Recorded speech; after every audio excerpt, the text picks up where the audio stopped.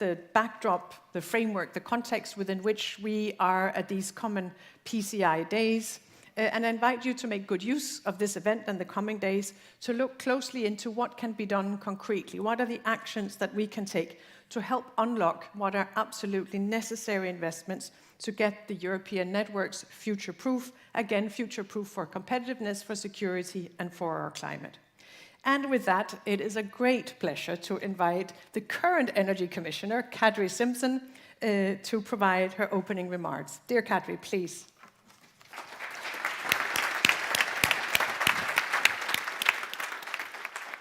Thank you, Tita. Ladies and gentlemen, I'm truly delighted to be here today with you to mark the 5th edition of the PCI Energy Days.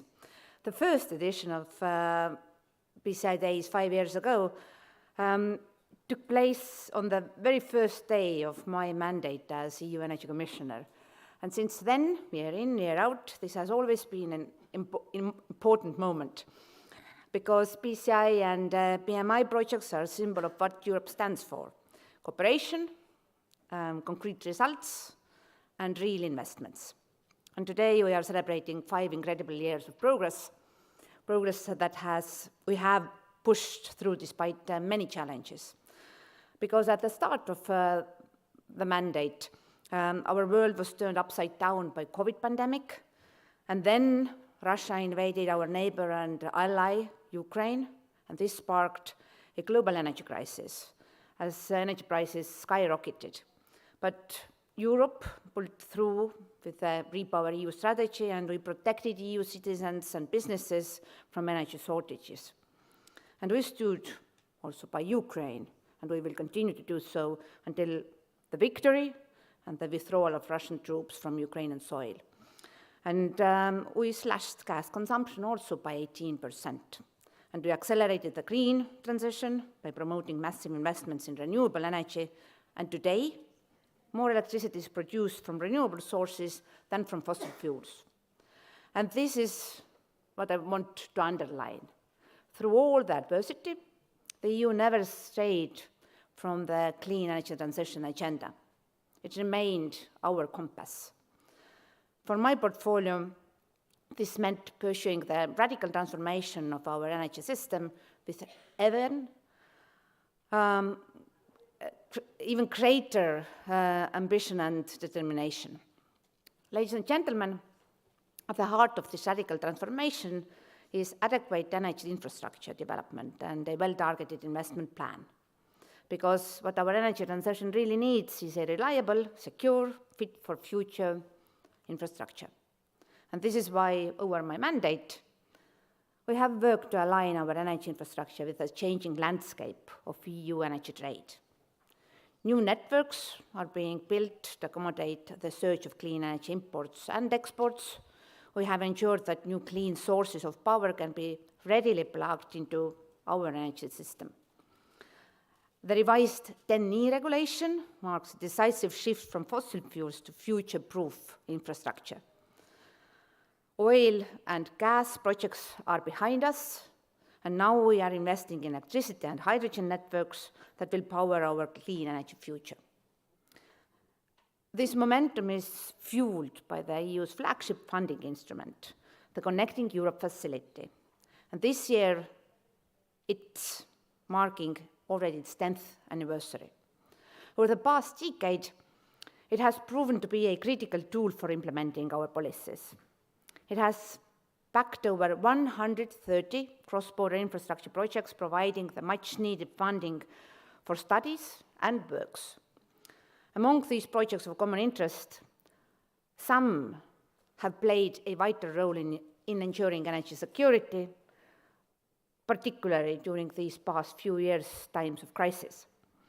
For instance, the Baltic Pipe project connecting Norway to Poland via Denmark has helped to diversify energy supplies and reduce dependence on imported gas. Likewise, the Kipple project between Lithuania and Poland has increased the region's energy resilience, while the Greece-Bulgaria interconnector has strengthened energy ties between the two countries. And in this context, the need to achieve Baltic synchronization by 2025 is also very critical. It's a crucial step to helping the region break its ties to the aggression and finally fully integrate into the EU's internal energy market. Other projects like the Celtic Interconnector, Biscay Bay and Great Interconnector are also key for enhancing energy security and driving the EU's energy transition. When it comes to this year's CEF call, it certainly looks promising. The response has been overwhelming. Over 70 proposals were submitted, seeking nearly 4 billion euros in funding. This is nearly 5 times the foreseen budget of only 850 million euros. Ladies and gentlemen, as we look to the future, still we cannot be complacent. First, energy infrastructure projects demand significant investments, as the Draghi, but also Letta reports confirm. And we will need to fill that gap. It's also important that we continue the success story of the CEF program beyond the current multi-annual financial framework. And I have again and again argued for an increased budget for CEF energy projects, and I do hope that the next Commission will follow up. And second, we need to make our grid smarter, connect more offshore wind installations, and build infrastructure for hydrogen and electrolyzer projects. We also need to transport captured CO2 from hard-to-abate sectors for storage or further use. And I'm glad to announce that we'll be marking a major step forward in this effort today with the signing of grant agreements for 5 CO2 projects of common interest. Ladies and gentlemen, the story of PCI and PMI projects is a European success story. They are a testament to how the EU delivers a more integrated, secure, and sustainable energy future for all Europeans. And I wish you all a good conference. I thank you for your attention. And now I would like to invite to the stage Member of European Parliament, Svetlana Penkova.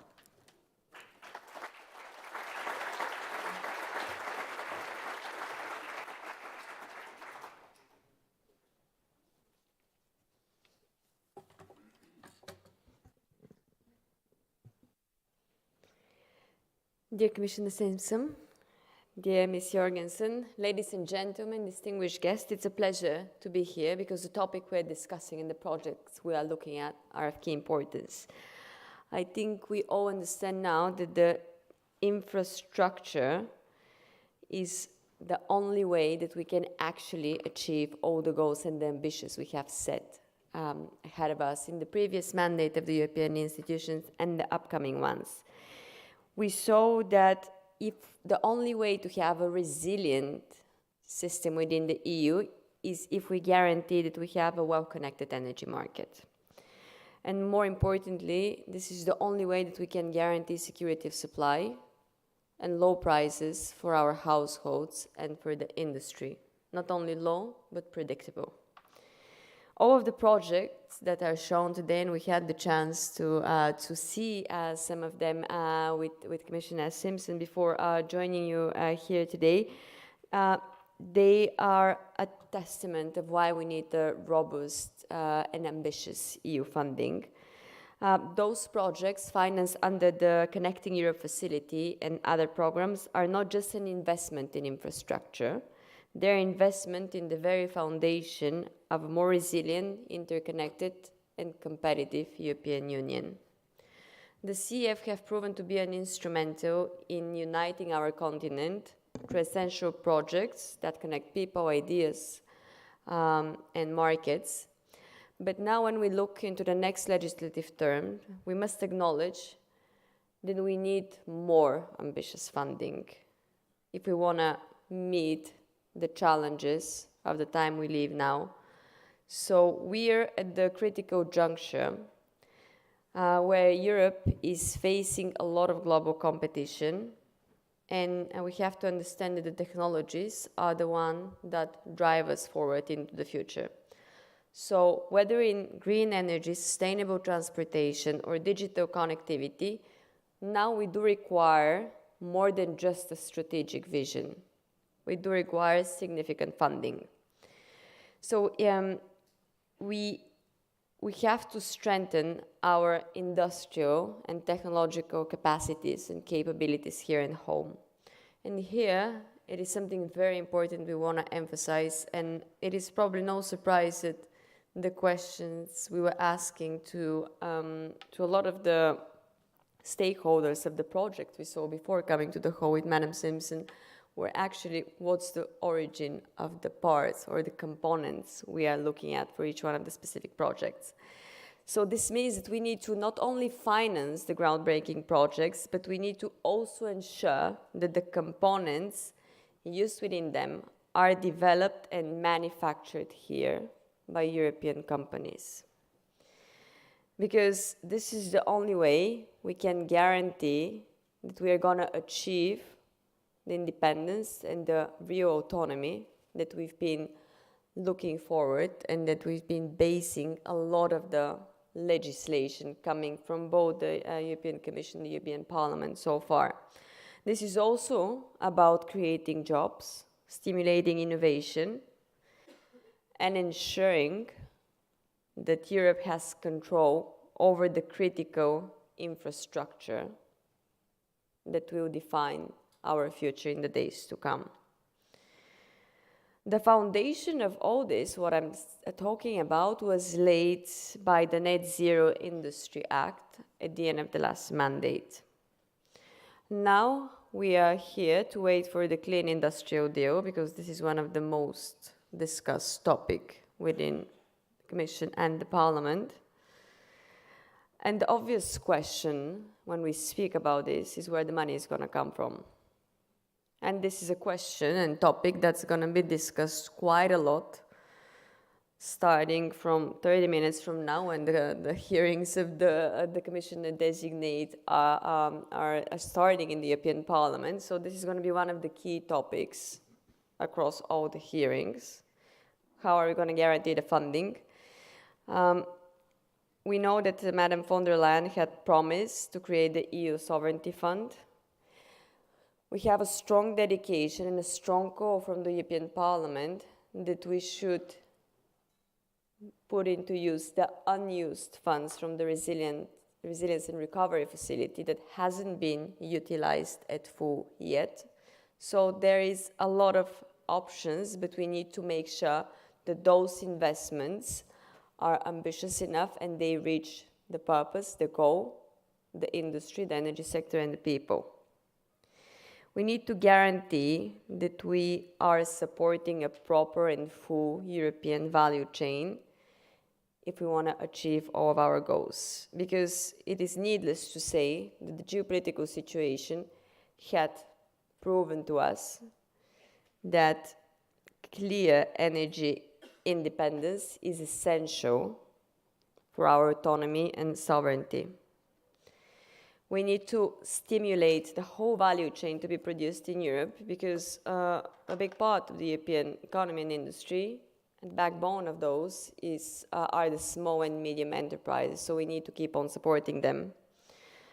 I'm going to refer to one report that I'm sure has been quite widely discussed in the last few weeks. Mr. Draghi, he's also strongly emphasizing on that in terms of new opportunities for employment and growth that are going to lead to a more competitive Europe. He has a very strong emphasis on the importance of infrastructure when we are speaking about the energy sector, but not only, because connectivity and infrastructure do apply to a lot of our key priorities, including digital transformation. So this is a vision of one self-sufficient Europe. It is very ambitious, but I believe it is achievable with the common efforts and the work of all of us here in this room and in the halls of the European institutions, not only within Brussels, but with all the member states. So I believe that together we can build a stronger, more united, and most importantly, truly competitive European Union for the years to come and for the next generation. So let us continue building the proper and resilient system with investment in infrastructure now. Thank you.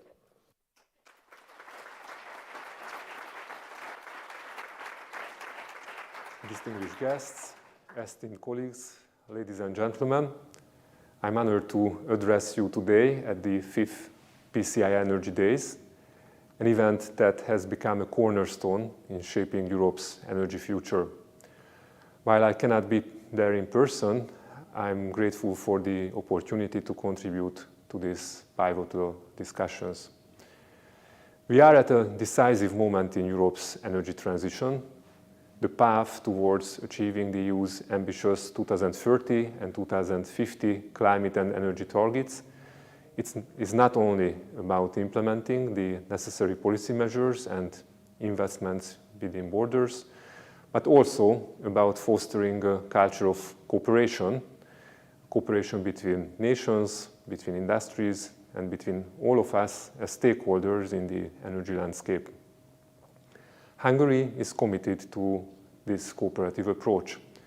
Over the years, we have taken significant steps towards building a more secure, sustainable, and interconnected energy system.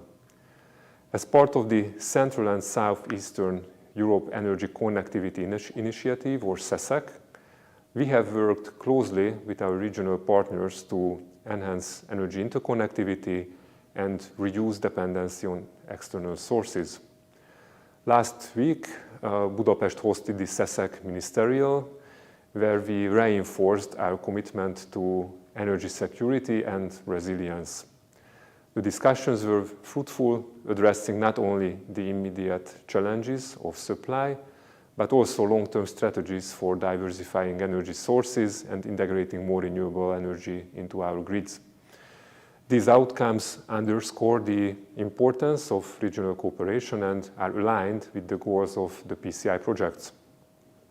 The projects of common interests are their core, are designed to facilitate the creation of a resilient integrated energy market.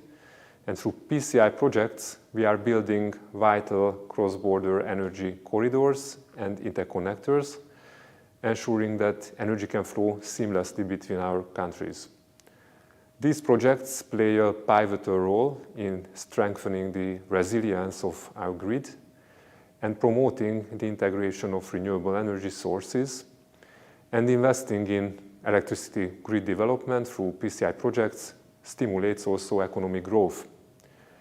Upgrading and expanding our grids creates jobs, encourages technological innovation, and attracts also private investments. PCI projects contributed greatly to the interconnectivity of the Hungarian energy system. We reinforced electricity interconnections with Slovakia, and now we are planning new cross-border projects with Romania and Serbia. This will significantly strengthen the security of supply of the region. But besides the interconnection projects, we also have smart grid projects with Slovakia, the so-called Danube in-grid project, which enables us to deploy smart technologies across the grid at scale. While Horizon and other pilot projects allow the TSOs to test these technologies, PCI projects unlock their full potential through extensive application of smart devices across the network and enables the widespread application of smart grid technologies. The biggest added value of PCI projects is that these projects are implemented in a timely manner. The PCI process also gives an absolute time frame for permitting, which is also a major achievement for TSOs. One of the major challenges of the energy transition is ensuring the acceleration of necessary investments. The timely implementation of these substantial investments provides a crucial advantage. Connecting Europe facility funding can and do help to cover the additional costs required to ensure timely delivery of investments. Cross-border interconnectivity is undeniably important. It is equally crucial to recognize the value of strengthening also the national electricity grids. Without robust internal networks, interconnectivity between nations can only achieve limited results. By addressing these bottlenecks, we also unlock the full potential of energy interconnectivity. Strong national grids will complement cross-border connections, ensuring that countries can import and export electricity efficiently without suffering losses or delays due to internal grid limitations or congestions. That is why I would like to take this opportunity to stress that in addition to serving cross-border needs, development and investment will also need to be carried out within the borders, both at transmission and distribution level. And for this reason, I would like to underline the need for more PCI projects aimed at electricity grid development, capacity expansion, and modernization within member states' borders. This level of cooperation not only enhances our energy security, but also helps drive down costs and makes our energy systems more flexible and responsive to the needs of our economies and citizens. As I conclude, I would like to emphasize that the success of the PCI projects lies in our ability to work together across borders, across industries, and the energy transition requires the collective effort of governments, businesses, and citizens alike. One of the most exciting aspects of the PCI Energy Days is the opportunity to showcase what has been accomplished so far. I'm confident that the discussions over the next 2 days will be fruitful and they will help us to move closer to our shared vision of a sustainable, secure and interconnected energy future for Europe. So I wish you all a successful conference, informative panel discussions and exciting conversations. And thank you very much for your attention.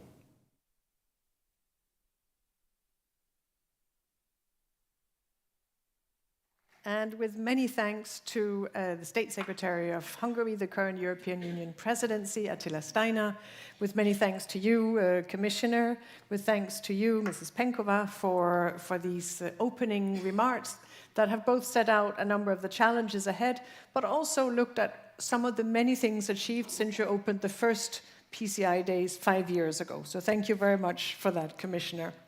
This brings the opening ceremony to an end. I hope you will join me, that you will stay here for the next point on the agenda, which is the ceremony to mark the signature of some of our future energy system, the grant agreements for 5 CO2 projects of common interest under the 2023 CEF Energy Calls for Proposals.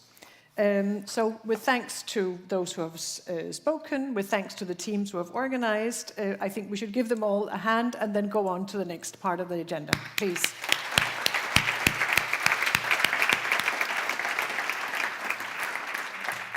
And I have now been asked to go to this side of the stage, which I will do because we are going to use this backdrop for the celebration of the signature of the grant agreements under the CEF program of, as I said, the 5 CO2 projects of common interest. Now, carbon capture and utilization and storage is necessary in our future energy system. We know that it will make an important contribution to achieving climate neutrality by 2050, but also already the significant reductions that we have in store for us in 2030 and in 2040. We know that we're going to need a clean electricity system, a clean energy system. We know there will be residual fossil in the system, residual hydrocarbons in the system, and so we do need CCUS to be part of it. Necessary for our climate neutrality, necessary for our energy systems. And in order to make that happen, we're of course going to need the infrastructure that can transport the captured CO2 from the sources to where the storage sites are in Europe. So the 5 projects where the grant agreements will be signed today are a celebration of this, or what we will be doing is a celebration of this important milestone in the implementation. These are really good examples of regional cooperation, common efforts, and what can help bring us forward as we see here today.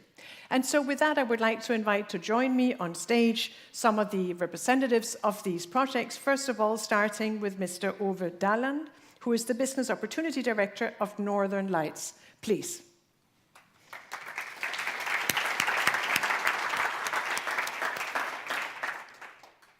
Thanks a lot, Ditte.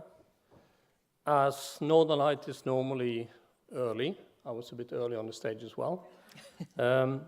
Normally, I would say that it's a great honor to be here, but I would also say it's a great recognition to be here today.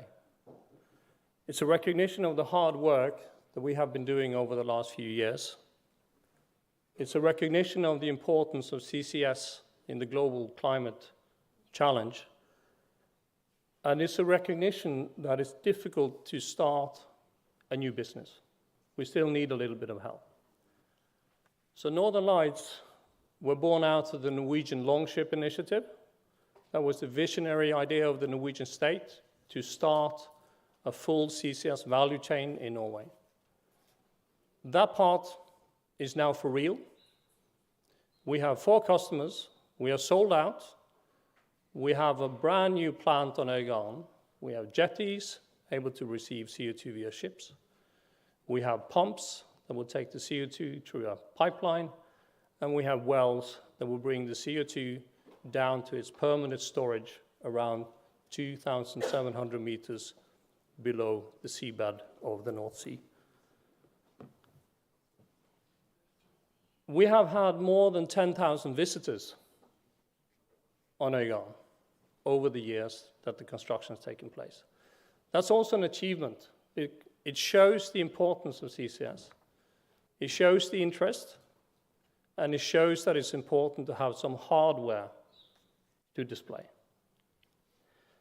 So we are aiming now for phase 2. That's why we're here today. We aim for a seamless transition from phase 1 into phase 2, using the same teams that made phase 1 a success.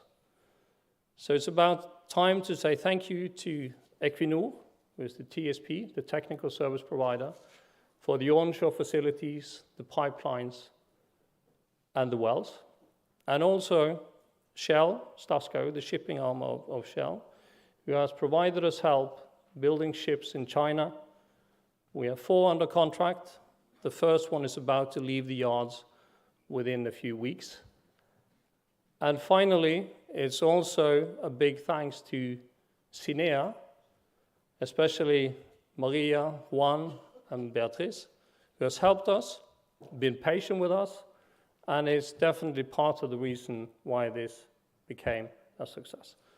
And then is one word of good luck, and that's to the ones who comes after me to say a few words. There is enough CO2 for all of us. Let's make sure that this becomes a success. Thank you.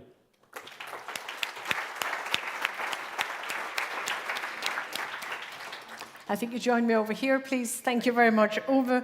And with that, I will now give the floor to Tom Mattison, who is representing Aramis. Please, Tom.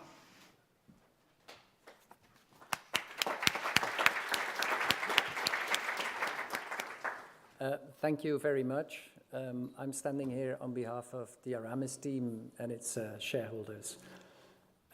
What is important for Aramis is cooperation. I think it was said before, but I think for us it's also essential.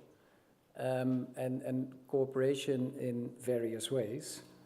First, we are a public-private partnership with different partners working together in CCS. We also have a number of projects that need to become a success close to us. CO2 Next is one, to make the value chain work. Thirdly, I think emitters is really essential. Yeah, also for us to develop further. We really need the emitters to be on board with us. Lastly, we also have good cooperation with the government. An example is the joint task force that we have in the Netherlands. And also cross-border, there's a lot of cooperation going on. I think this is an important step for Aramis, as you can see. Very good. This will help us to be competitive and will help us decarbonize Europe further. Yeah. So thanks to the European Commission and Cinea for the support. Thanks. Thank you. Thank you very much, Tom. Please join us here. And now give the floor. I invite the Project Director of CO2 next, Volker van Geuns, on stage, please.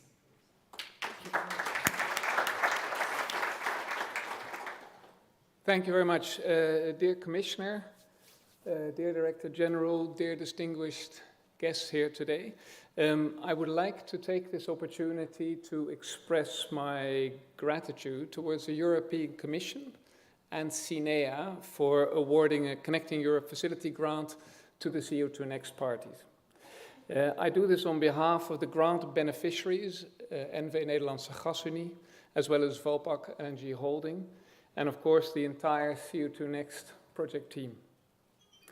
Now, CEF for Energy is aimed at supporting investments in new cross-border energy infrastructure in Europe. The CO2 Next liquid CO2 terminal that my team and I are working so hard to see realized, it will allow industrial CO2 emitters in large parts of Western Europe to transport, capture liquefied CO2 to Rotterdam, and from there have it sent on into the 22 million ton per annum Aramis system that Tom is already referring to. Our terminal is an important component in the liquid CO2 infrastructure that is so clearly needed, complementing the pipeline infrastructure that is already in process.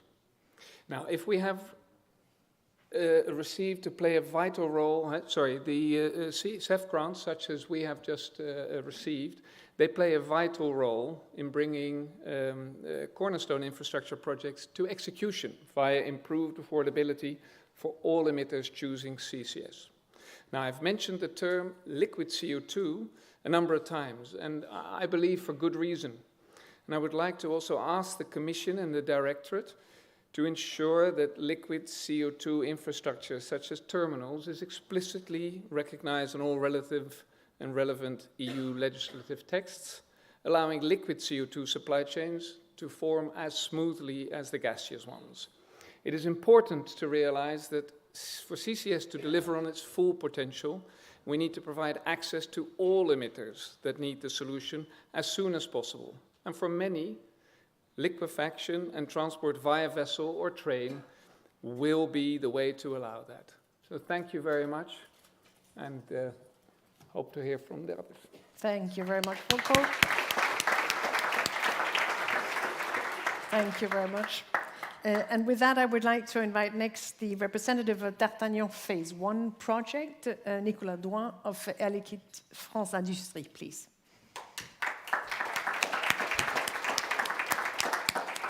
Thank you very much. I think you mentioned it several times, but we are all convinced that CCS is a major contributor to decarbonization of our world of tomorrow. In Air Liquide, we have competencies in developing, operating infrastructure of capture of CO2, and we want to provide these technologies to the world, to the industry, and we are also committed to decarbonize our own facilities in Air Liquide. I'm talking here on behalf of the two main partners of this D'Artagnan project and the beneficiaries of the grant, being Air Liquide for sure, but also Dunkerque LNG, whose representative is here with us today.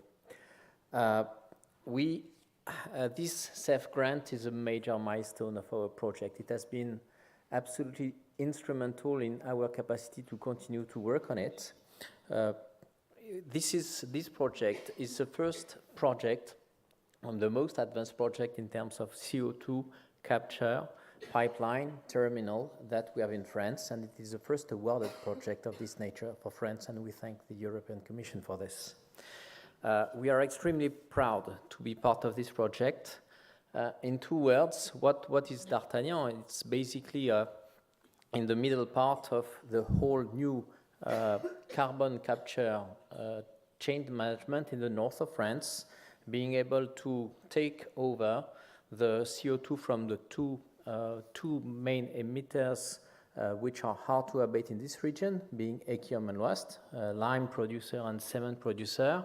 D'Artagnan project is here to build a 80-kilometer CO2 pipeline going from the emitters to the terminal that we co-developed with Dunkerque LNG.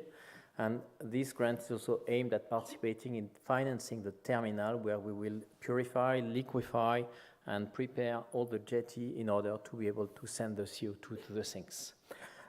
So thanks again to the European Commission, thanks to the people who have worked on the project so hard.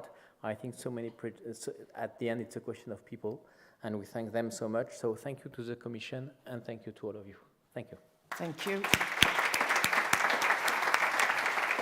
Please join over here as I give the floor to the fifth of the 5 projects, representative of CCS Interconnector, Agnieszka Babar of Olin. Please.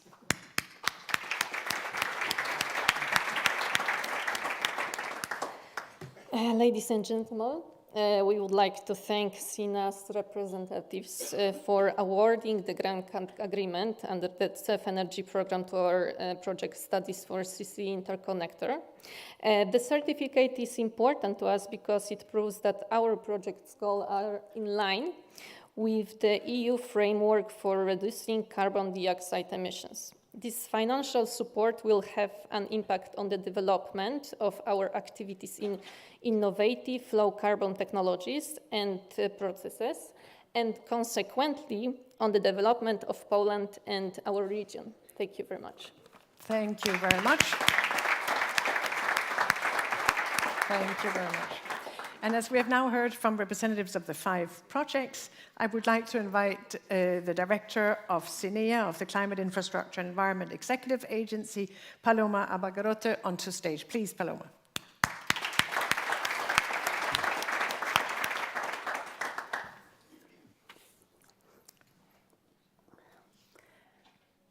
Well, good afternoon, and thank you very much for being here.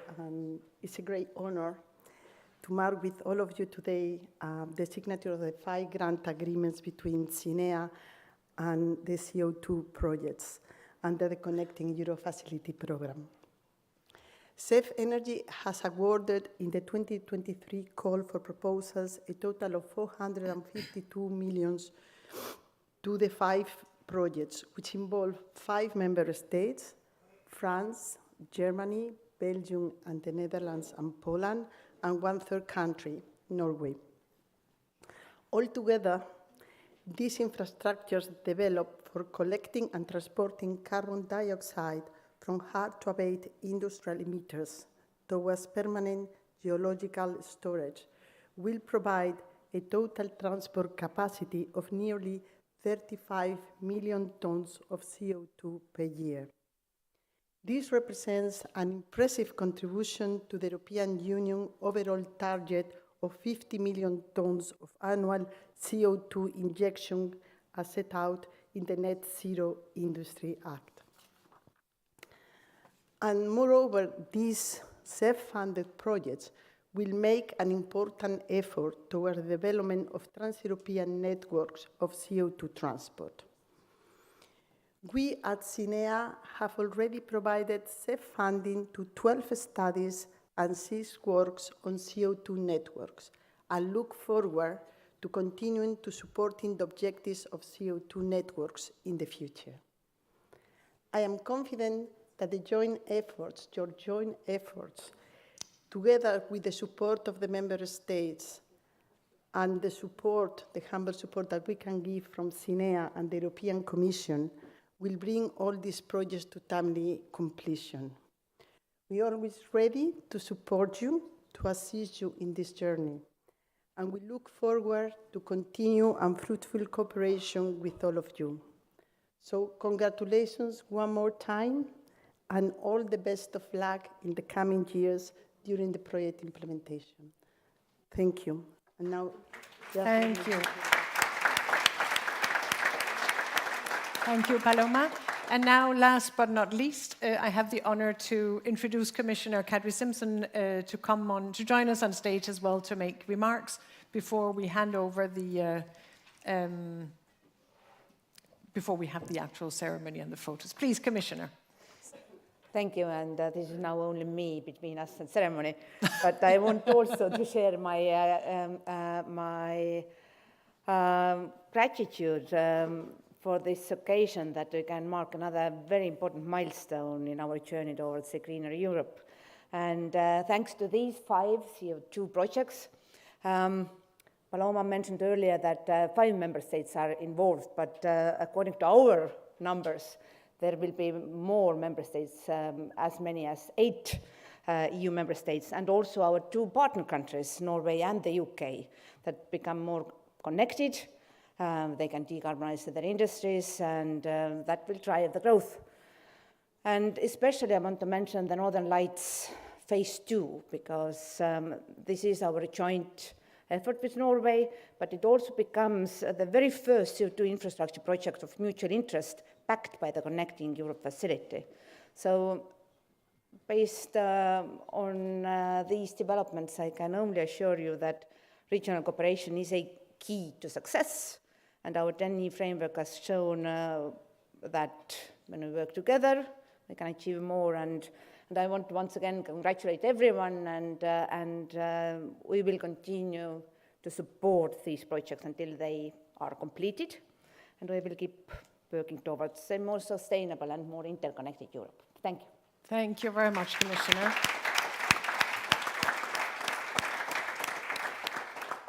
Thank you very much, Commissioner. Paloma, I think if I could ask you to join us over here so that we are not faced with a light from the projector, and so that we have the nice backdrop for the handover and for the photo. I think you should be.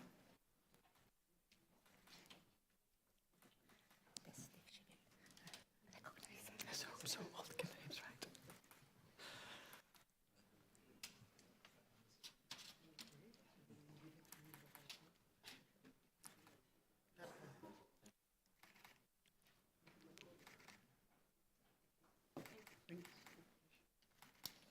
Thank you very much. Please.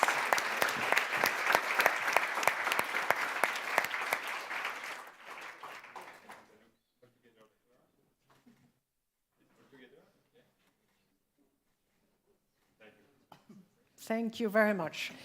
So the stage will now be made ready for the next part, the next panel discussion, but I think we should give one more hand of appreciation to the 5 projects, please.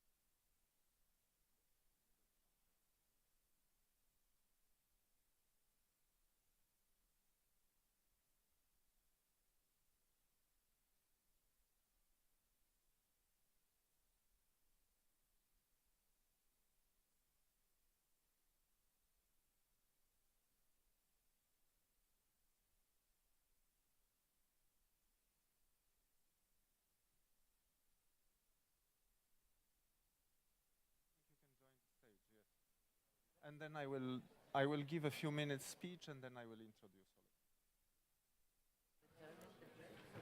all. Just keep one place for me, and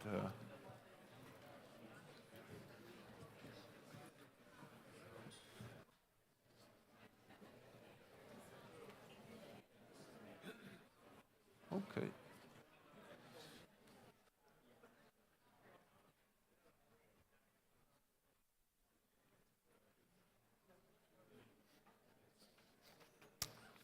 Okay, good afternoon, everyone.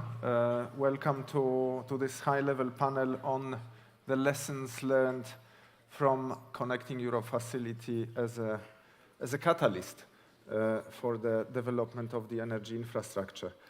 I'm Łukasz Koliński. I'm an acting director for green transition in the Directorate General for Energy at the European Commission. I'm joined here by distinguished speakers. I'll make a few words of introduction for the panel, and then we move on with the contents, the real contents, what the speakers are bringing to us. So basically, there is a broad agreement that energy infrastructure is key to meeting our energy and climate objectives for 2030. It's key for meeting the climate neutrality objective for 2050, but it's also clear that huge investments are needed in areas like electricity grids, but also obviously hydrogen networks and carbon capture and storage. These investments are needed in particular for cross-border energy infrastructure, and this was very much underlined by the recent reports by Mario Draghi and Enrico Letta. These projects allow us to fully benefit from the internal energy market. However, clearly, they, as you know, many of you are project developers, these projects face significant challenges in terms of complexity, in terms of cooperation between authorities across borders, and in terms of financing. And this has been exacerbated by the pandemic and the war, and the effects of the war in Ukraine and the weaponization of energy. Draghi and Letta have also stressed the importance of grid development and of an interconnected European energy system for our security, for our competitiveness, and also for the integration of growing volumes of renewables. Both these reports called for reinforcing our European capacity to finance these cross-border energy projects. And we have, obviously, the instrument for it, the Connecting Europe Facility for Energy. This instrument between 2014 and 2027 has had a budget of overall 12 billion euros. It is relatively small compared to some other programs, and therefore it is obviously focused on projects offering the greatest benefits to the European Union as a whole. This financing plays a unique role in supporting cross-border projects of common interest, PCIs within the Union, but also, starting this year, the projects of mutual interest that connect the European Union with third countries. In its 10 years of existence, CEF Energy has funded over 130 infrastructure projects, both for studies and construction works. And as was mentioned earlier today by Commissioner Simpson, this year's call closed with unprecedented number of over 70 proposals requesting nearly 4 billion euros, 4 times more than the call's budget. And this obviously shows an interest and the need for European Union's funding for the development of cross-border infrastructure. And let's keep in mind that the true impact of CEF Energy is far greater due to its ability to leverage additional funding from other sources. And now, with the new Commission in place very soon, I think it's very timely to discuss how the EU's funding contributed to these strategic projects of energy infrastructure, what worked and what can be improved. And I'm joined here by our distinguished speakers who will bring their insights on these questions. I would like to welcome Mr. Philippe Adriaensens, from the Policy Director at the European Roundtable of Industry. And the European Roundtable of Industry has worked on promoting cooperation between industry and policymakers, and its working group on energy transition and climate change published an analysis on the EU's competitiveness for energy-intensive industries and the state of energy infrastructure earlier this year, and we will have an exchange on this. I would like to welcome Mr. Georg Zachman, Senior Fellow at the European think tank Bruegel, and Mr. Zachman is an outstanding expert on energy and climate policy, focusing on impacts of decarbonization as well as on gas and electricity markets. I would like to welcome General Director of System Operation at Red Eléctrica de España, Maria Concepción Sánchez Pérez. Red Eléctrica co-develops the Biscay Bay project, a 370-kilometer offshore interconnector which will nearly double interconnection capacity between Spain and France. I would like to also welcome Mr. Renatas Pocius, Chairman of the Board at the Lithuanian National Energy Regulatory Council, the energy regulator of Lithuania, and obviously Lithuania being at the heart of the major Baltic synchronization project which the EU is supporting with CEF. I would like to welcome Mr. Harald Reuters, who is the Deputy Director General for Mobility and Transport in the Directorate General for Transport, and in that capacity he is responsible for the other part of the Connecting Europe facility, the transport part. And finally, last but not least, I would like to welcome Director Paloma Abba-Garrote, Director of SINA, European Climate Infrastructure and Environment Executive Agency, which is obviously implementing the projects supported from the CEF. I'll start with a question to Mr. Adriaensens. Earlier this year, you published a report on competitiveness that I did mention, and I would like you to share with us a bit of the insights of the report about the role of grids for competitiveness, and also what role you foresee for the European Union and the European Union instruments specifically in this regard. Good afternoon. Thank you, Łukasz, for the free publicity, because indeed, with the ERT, we have launched earlier this year in the spring a publication on competitiveness of European energy-intensive industries. And I'm grateful to have the opportunity to talk a bit about that in connection with a second publication we made on strengthening the EU's energy infrastructure.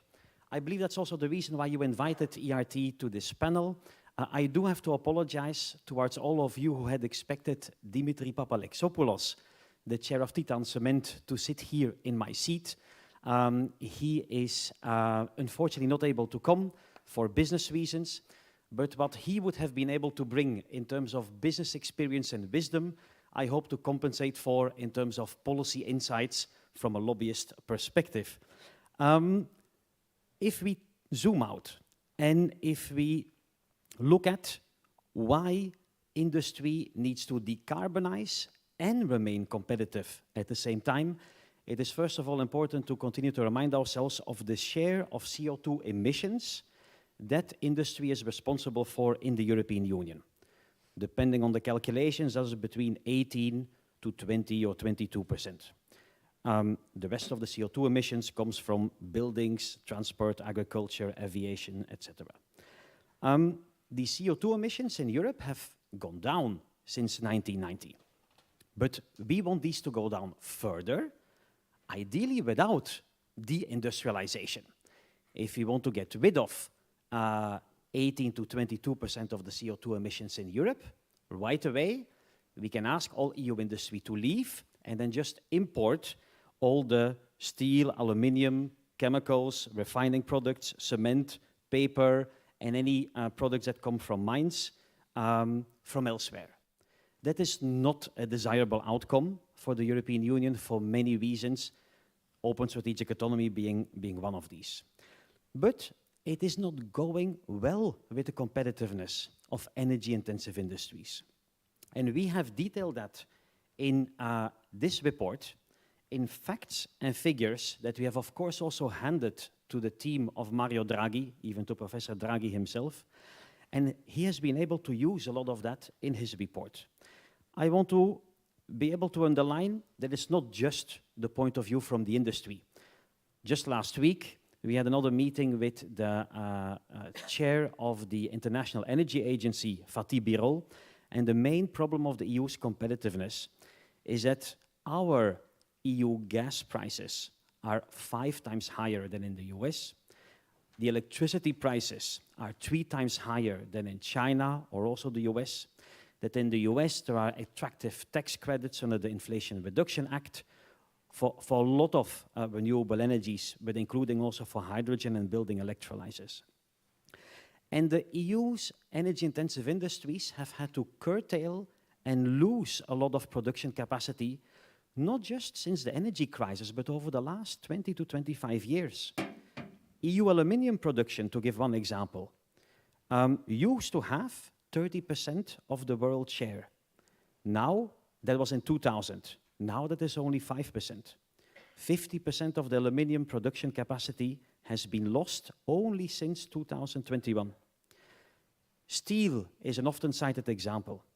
Site closures since 2009, we have calculated, represented a loss of 26 million tons of steel that is produced less in the European Union.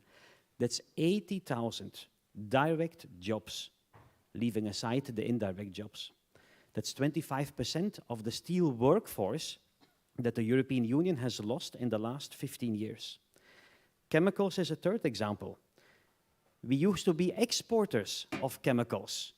BASF, Solvay, Syensqo used to export a lot from the EU to elsewhere. Now we have become importers of many chemicals. Just since 2022, the ammonia production, for instance, has been curtailed by 70%. All of these facts and figures can be found online in our publication. Now, that is not good. The question is, how can we turn that around? And allow me to, after painting some of the doom and gloom, touch still on some measures that can be taken for enabling the EU industry, and it includes, of course, improving and upgrading our infrastructure. The International Energy Agency projects that the electricity share used by the EU industry should double between now and 2050, from 26 to 51%. The same agency also projects that the EU's final energy mix by 2050 should represent 3.5 times more renewable energy, from 22% now to 77% in the future. That will not go automatically. A lot of investment will be needed in order to make sure that the infrastructure, that the grids can absorb all of this expansion in renewable capacity, and in particular in electricity. We as ERT had calculated in the spring that 0.8 trillion, so 800 billion euros would be needed until 2030. That's a figure also that you can find in the Draghi report. What would we recommend in terms of solutions?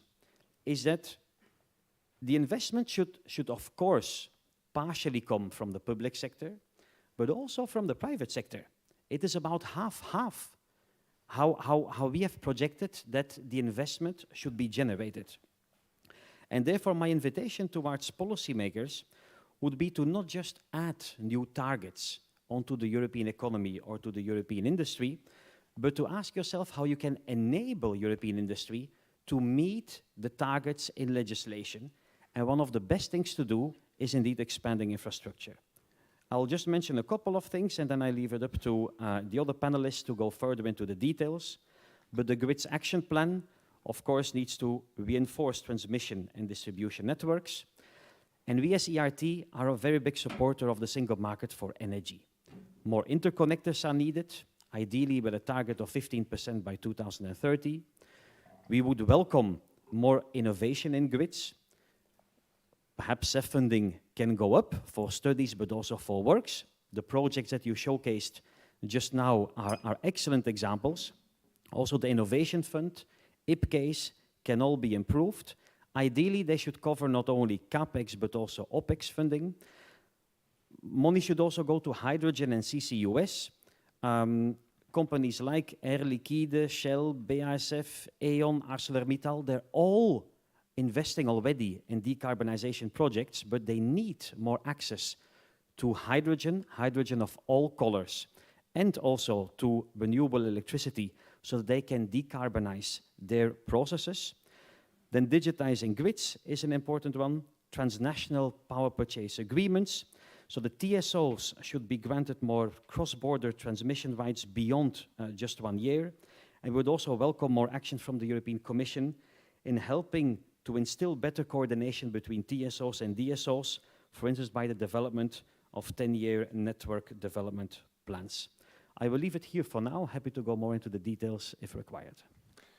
Thank you very much for setting out the industry perspective here. I will move to Mr. Zachman, and I will do a little bit more publicity. Bruegel is famous for publishing memos to the upcoming EU leadership, and there has been one memo published now ahead of the new Commission. You identified investments in grids as one of the top energy priorities for the new mandate. So I'd like you to share with us, the reasons for it, and also how you see the role for, you mentioned the Connecting Europe facility, how you see the future role of Connecting Europe facility in the context of your recommendations to the next Commission. Yes. Good afternoon, and thanks a lot, Lucas, for the very kind introduction. Indeed, so I'm fully aligned with Philippe on the point that cross-border lines, transmission infrastructure investment is going to be crucial. As he mentioned, we will likely see a significantly increasing share in electricity in the final energy consumption, and also overall likely a doubling of electricity consumption, and a lot of additional electricity being produced from renewables or maybe nuclear that are having their specificities which require a different grid layout from the one that we historically inherited. Now, we have looked a bit into the huge value that the internal market can provide in a paper in February, and the outcome of that is clear and striking, as you can imagine, that with increasing shares of renewables, you easily get a value, a kind of system cost savings of maybe 5 to 20% of the system cost if you integrate the system better. So that is where Europe can really do something to lower its energy cost by getting better integrated the markets. And there's a lot of software questions here, but there's also very straightforward hardware questions. And an additional argument has, of course, been the energy crisis that we have hopefully now largely behind us, where we saw that the value of individual transmission links, if you would have had 1 megawatt of transmission capacity between Germany and Poland in 2022, you could have made about 700,000 euro with that in 1 year. So that shows a bit what the value of transmission links in such a crisis can be. Now we have 2 problems in my view to solve if we say we want to get more transmission capacity. And looking back over the past 5 years, my assessment is that transmission capacity did not grow much. I mean, we had all these initiatives, we have PCI and merchant investments, but if we look into the data, what we observe is that between 2020 and today, we don't see increased electricity exchanges in Europe, and that's largely due to the fact that the capacities didn't increase. And the reason for that is we don't have a good tool to essentially incentivize cross-border infrastructure. We have a very piecemeal system. We have some merchant possibilities, but they don't happen onshore. They only happen offshore, and there are only very, very few of them. We have systems like national regulators, regulatory systems, but they typically not really support cross-border infrastructure build-up. And we have then PCI that, as Lukas lined out, is very tiny compared to the size of the problem. And all of them are also sitting kind of next to each other without really interacting. So we don't have a consistent system for developing a truly European electricity system on the electricity side. And the second issue is, it's not only that we don't have incentive to do things, we also have disincentives for doing things. We see that some links that you might be aware of, like the French-Spanish interconnector that is part of the PCI list, the Swedish-German interconnection, the connections between Austria and Southeastern Europe, those are connections where we clearly know that there's huge value in delivering those, and they are not being built for years and not being increased for years. And the question is easy to answer. Why? It's the distributional effects that happen in the individual member states. So Sweden doesn't want the prices to increase if they build the line. Austria doesn't want the prices to increase if they increase the lines towards Eastern Europe.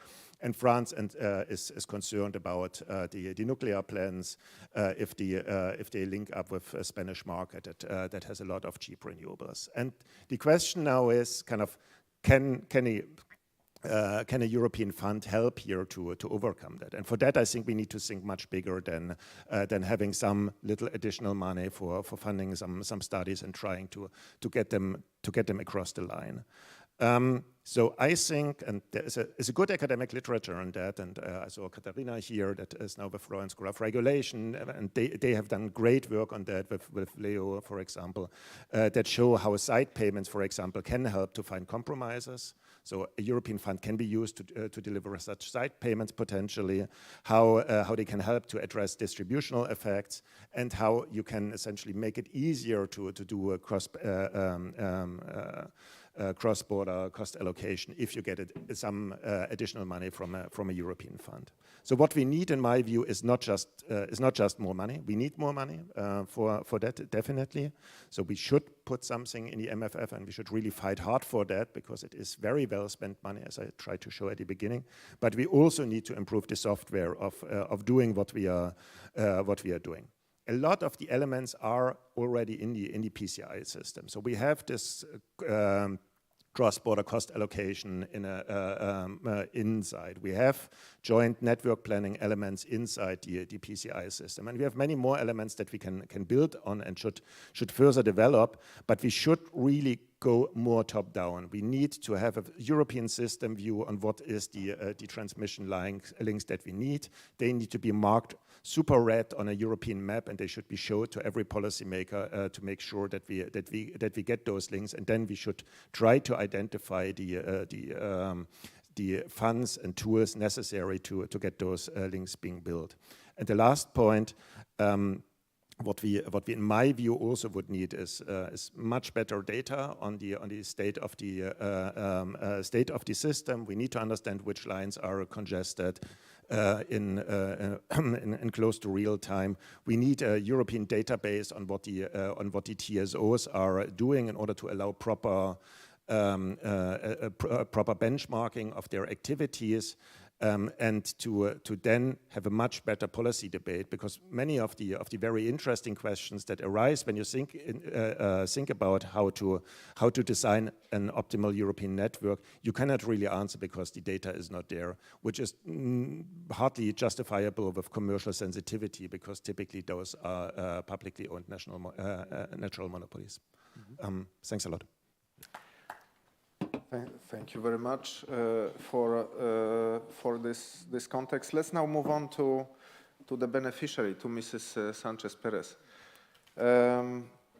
As a beneficiary, what could you tell us about your experience with the use of the CEF program, of the CEF money? What are the strengths that you see, and also where you see the biggest room for improvement?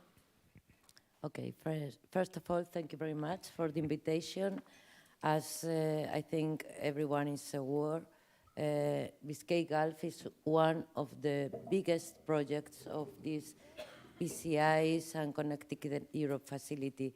The fact is, Biscay Gulf is the same age than CEF, and the first PCI list was the first where we were awarded after that with the grant for studies of this project. We are talking about 10 years ago, and the project didn't start at this point. So we are talking about very complex projects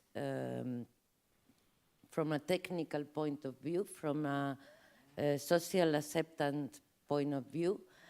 And the fact is, when we are talking about this financing, we are quite happy with the triggering by PCI's list, because this is a first prioritization in terms of what these projects are bringing to the European whole, the European Union, because we are very used to talk about interconnectors as some bilateral, but really we are talking about European infrastructures, and everybody is talking about these are completely needed for the goals we have defined for the future.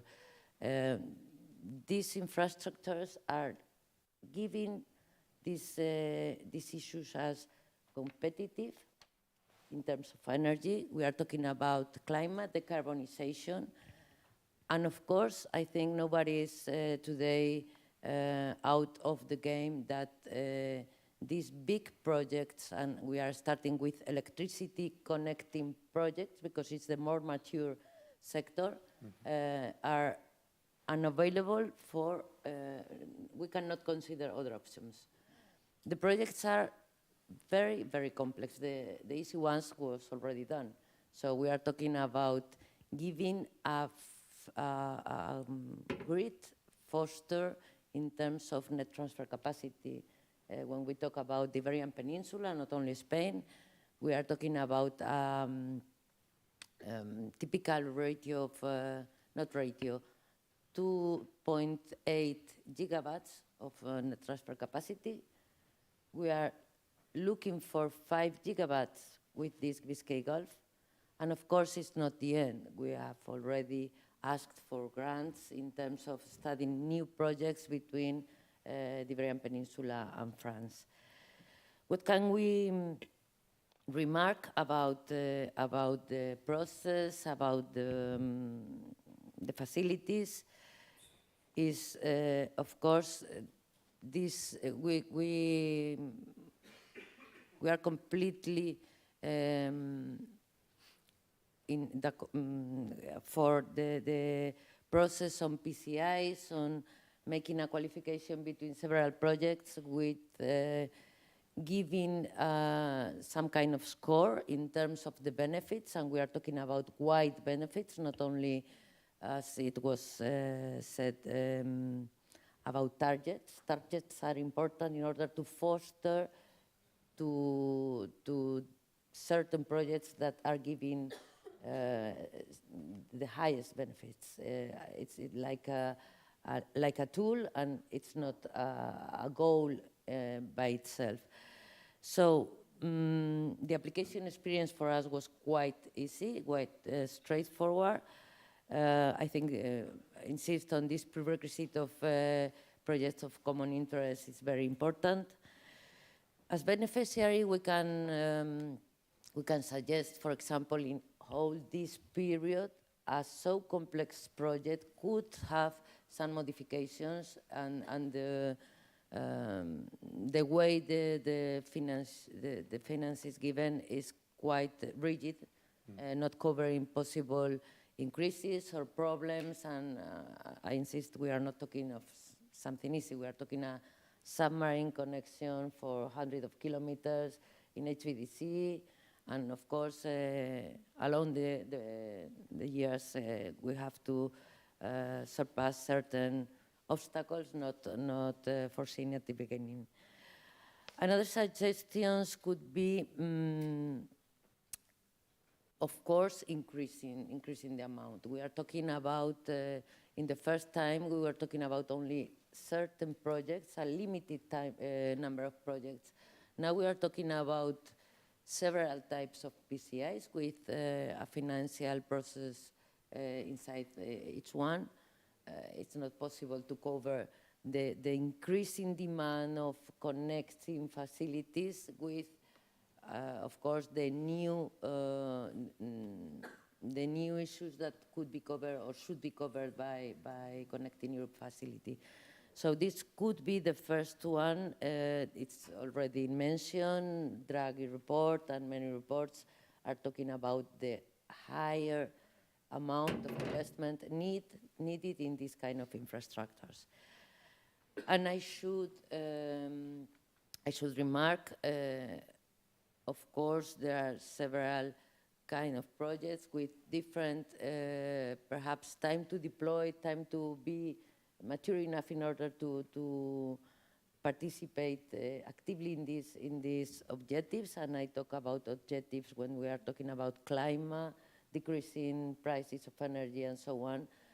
And of course, as Red Electrica, we think one of the first steps is connecting for electricity grids. We cannot, I think we cannot afford not having enough capacity in order to share renewables, the lowest prices, of course, ensuring security of supply, because we haven't thought about any other options. Finally, I think it's important to make the selections in terms of result-oriented projects. We should develop standard metrics for this. And the last and not least use should be not only financing is very important, of course. Now we have a clear vision of where we should go, but perhaps we are not quick enough. So fostering, permitting, and trying to make mechanisms in order to make possible these infrastructures as soon as possible should be very valuable for the future. And I think for introduction it's... Thank you very much. I would now move to Mr. Pocios, who also represents here another important or very important project, the synchronization plan for the Baltics. You focus on the regulatory framework. So I would like to know what are the challenges and opportunities, let's say, from this perspective, from the perspective of setting up a regulatory framework for the PCI project, for the project funded by CEF. Thank you very much for the question, and good afternoon, dear ladies and gentlemen, dear panelists, chair. I'm glad to be the part of this panel discussion. And first of all, I would like to start from the message, maybe. Somebody already have heard that last week in Vilnius, we had such a kind of symbolic event when we activated clock, and this clock started counting down 100 days till the synchronization of the 3 Baltic states of the electricity system synchronization with the continental European networks. And it will happen on 8th of February next year. And in Lithuania, we are saying that we should call this day as a Lithuanian Energy Independence Day. If coming back to synchronization, it's a of course, it's a top priority project for us as a regulatory authority as well. And this also related not just only with a secure and reliable electricity supply in our region, but also it supports implementation of Green Deal, which means that we will have a secure, reliable, and also affordable electricity for the Baltic states and for the entire EU. And the recent Commission communication, EU Action Plan for Grids, clearly states that interconnected and stable electricity grids are backbone for well-functioning electricity markets.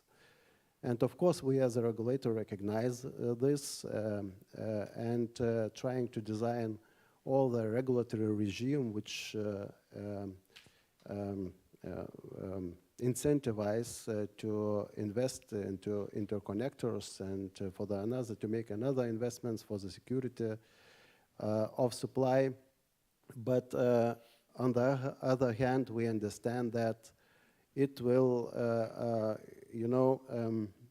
brings higher costs to the final consumer because of the higher capital expenditures of these investments. And this, of course, non-affordable prices can have a direct impact to the competitiveness of our final consumers, especially when we talk about the industrial consumers. And this non-affordability maybe have a significant, maybe a significant barrier to implement new projects. And there we think that self-funding and self-support can play a major role in order to have a balance, to have investments into the grid, and also to have affordable prices for final consumer. And EU funding, if we come back to the synchronization, has been indeed remarkable over the past few years. And let me remind that EU grants through the CEF amounted more than 1.3 billion euros. Of the 1.7 billion euros already will be invested into Baltic synchronization project. It's a huge amount of money. And if we are talk about the Lithuanian case, so it means that with the grants or without the grants, transmission tariff would be increased 3 times more compared with the situation which we have when we received CEF funding. So it's a huge, difference. And as I mentioned, it's a huge, incentive to have affordable tariffs for the consumer. And it was, one of the reasons why regulators, it was mentioned that regulators should agree on the cross-border cost allocation. It was one of the reasons why Lithuanian, Latvian, Estonian, and Poland regulators agreed on the cross-border cost allocation. And the second was that we applied a principle for the cross-border cost allocation that every country covers their own investment costs. So it was easier to explain to stakeholders why you should not, pay to the different country while asset, somewhere. And nobody can understand, especially politicians, large consumers, why, for example, one country should cover another country investment costs. And it helped us to reach cross-border cost allocation, and it was, of course, a precondition to receive self-funding for this synchronization project. And Of course, finally, I would like to, on behalf, I believe, 4 countries, 3 Baltic countries and Poland, to say a big thank to the European Commission, to SNEA, for support, including funding, and it was crucial for our region, and it makes this project a reality. Thank you very much. Moving on to Director Reuters, you've been dealing for quite some time with the implementation of CEF for transport.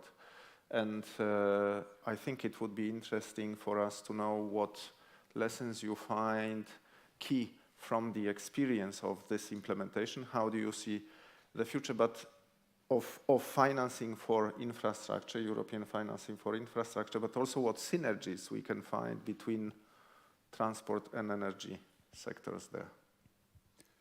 Łukasz, thank you very much for your question. And ladies and gentlemen, it's really a pleasure to be here with you, speaking to an audience of energy specialists and project promoters. And I would like to leave with you 2 main thoughts this afternoon. First of all, on cross-border, and then a little bit more about also the involvement of private financing.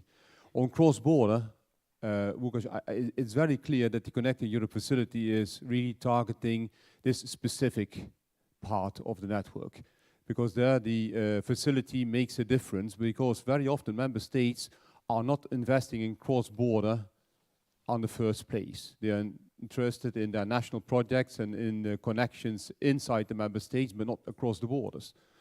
And it's astonishing that we still need to plea for this internal market that could be so strong, the 27 member states together, tying up all our economies in order to be strong enough to resist or to exist from a long-term perspective against the other parts of the world. And we need to do that. And it's really key that this instrument is there to do what member states are not, let's say, doing automatically themselves. And what I believe is really key, Łukasz, is that we have been doing that already for a longer period, 10 years, but that there should be a continuity in there. Because I think that many of you here in the room, what would help the member states and also yourselves to continue that exercise in completing the 10T and 10E and E10 networks is stability and predictability. Because already the fact that there will be, or would be, I have to say, a third CEF would allow to continue the planning and would allow to see the long-term perspective and convince the member states in engaging, and also yourselves to be engaged. And what I see from this duration that we are in is that the oversubscription of the calls, like you mentioned, Łukasz, is going up higher and higher, which is not not linked directly to the member states being so eager to do those projects, but the fact that the money is there and that it can be called upon finally triggers them to do so. And that we have the member states working together over a long-term period, really also tying them together in studies and cooperation models, because it's not only the money, it's also the legal framework, it's also the cooperation between, for instance, on our side, on the transport side, the infrastructure managers, those who are also then afterwards implementing the services, all of those parts which have been tied up together with the Connecting Europe facility. So what I would plea for very strongly is that the Connecting Europe facility, perhaps also in all minds, should be targeted very much on that cross-border component. In transport, it's 80% of it. And that it should be a long-term stability that you also as a community can call upon with a certain certainty, because that will make all the difference. These projects like the Baltic Interconnector is not something that is built within one MFF. It is built over 2 or 3 MFF periods. And I see the same on the transport projects, the Lyon-Torinos, Brenner's, Rail Baltica, to disconnect also rail from the Russian system takes like 2 to 3 MFF periods. And that is absolutely crucial to be done in order to then also fill those gaps like identified, for instance, by Gianni Letta or by Draghi. This would be a strong plea from my side. And transport and energy can work hand in hand in this regard, because we do very much the same, Łukasz, from our 2 sides. We have the same cross-border projects, the same typology, the same, I would say, vision on the long term to make Europe a strong continent. And you can also see with the happenings in Spain of the floodings, I mean, this will be continuing and continuing. It would be good to be interconnected also to have more resilience. I see it at least from a transport perspective very clearly with the floodings, for instance, lately in Austria, where main connections were out between, let's say, Hungary, Germany, etc., that we need that kind of resilience also in our systems where not only electricity or data can flow, but also transport flows can go between all of the member states more fluidly with more resilient, I would say, alternatives available. There's too many national islands and not enough of a network. The second point, very briefly, is private investment. We have been taking in CEF Transport 10% aside into a blending facility where we could bring in the EIB, National Promotional Banks, even more strongly, with an even lower grant component for the specifics to fill in the projects that are the major ones, the big ones. And these were focusing on, in fact, many linked to the grids in electricity, the recharging and refueling points. And we could trigger 80% of private financing into 20% of grant component through this blending facility. This is something that is, I think, necessary also to reflect together also on the energy side, that apart from the very big cross-border projects that we need to target with a good component of grant in order to convince the member states, that we also fill the space further in blending smaller components of grants with more private investments. And we have been doing that very successfully in the alternative fuel infrastructure facility, where we are connecting refueling and recharging into the grid, notably. This will also continue to be necessary in the future, because we will have to decarbonize transport with turnaround of all the fleets and all the traffic and transport modes. And we will have to really electrify all of these transport modes. So that is certainly also where we will find synergies between energy and transport more strongly. Ports and airports will have to become energy hubs. And we need to connect between the energy grids and the transport grids in those points where we can deliver jointly projects also on those parts. And there I'm thinking in particular of blending with smaller components to bring in the private sector. So I see a very much flourishing future, but there needs to be a big battle going on. When I talk to your colleagues in transport, I very clearly say to the room, it is not a given, because within the transport community, everybody can be convinced that CEF is the instrument, perhaps within energy as well, but it also needs to reflect with finance ministers and prime ministers that this is a way to go. And I'm very happy, therefore, for the Letta and Draghi reports, and I'm very happy for the cooperation, Vukash, that we have between all DGs in order to vehiculate that message. And it's not something that I would like to postpone until eternally, because I would like to see those things happening and these projects happening by certain dates. And the only thing that I would reflect also back to you, Vukash, is that can we see also that there is a certain level of obligation, I think you put it as well, also top-down, in the realization of cross-border projects? Because at some point, these projects need to see the light. We cannot simply wait eternally for them to happen. Thank you very much for these insights from the policy perspective. And now I'd like to move to the director of SINA. You're working on a daily basis with the project promoters. You see how the implementation goes. You see the challenges. I'd be very happy to hear what lessons do you draw from that. What recommendations do you have for us? Well, thank you very much, Luca.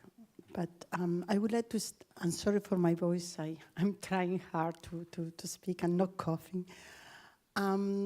You know, the Commission has entrusted to SINEA, you know, a number of programs which are complementary to each other, and they also bring synergies together.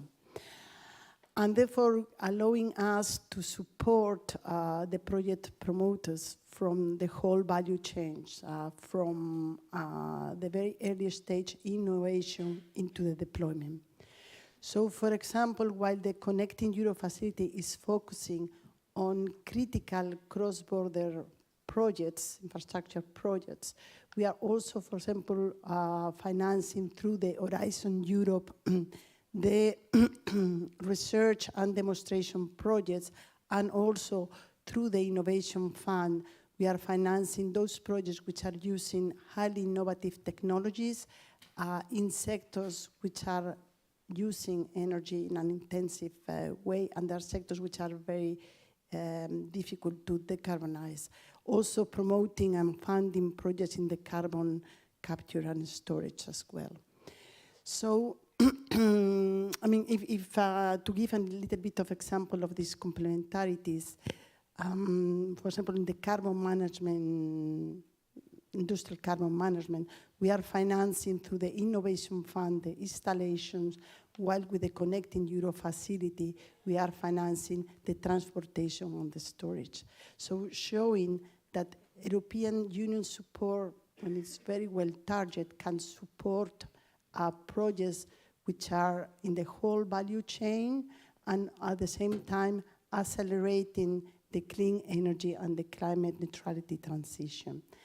And this also can be done in the future with hydrogen projects, where we have seen that there are, several regions in Europe which have the potential to work together and, deploy projects, from the producers into the infrastructure and connecting the uses of that hydrogen.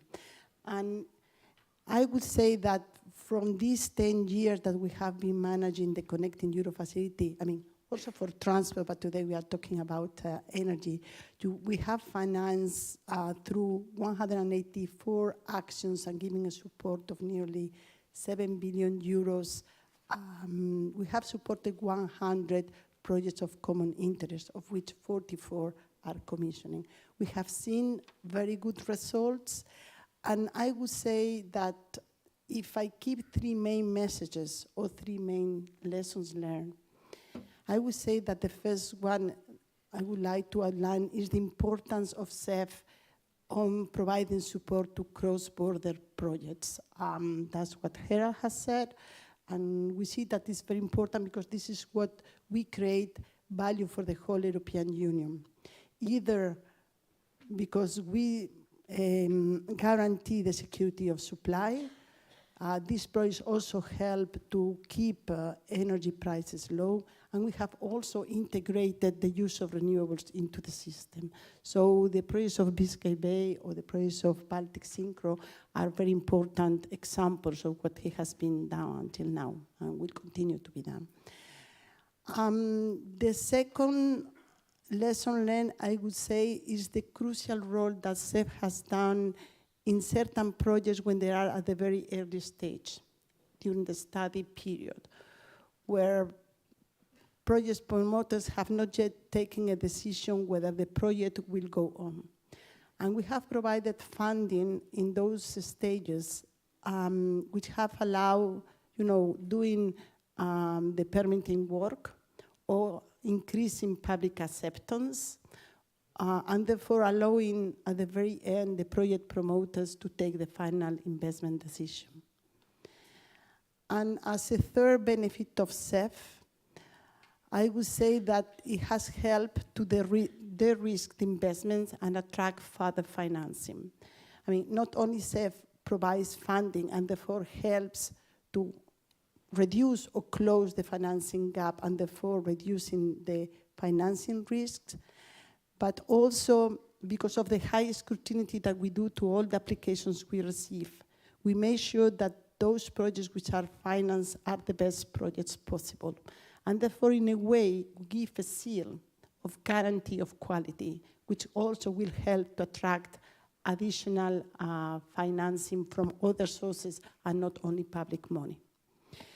So I would say that, we have seen and the oversubscription we have had, the Commissioner has mentioned that we have had in the last call.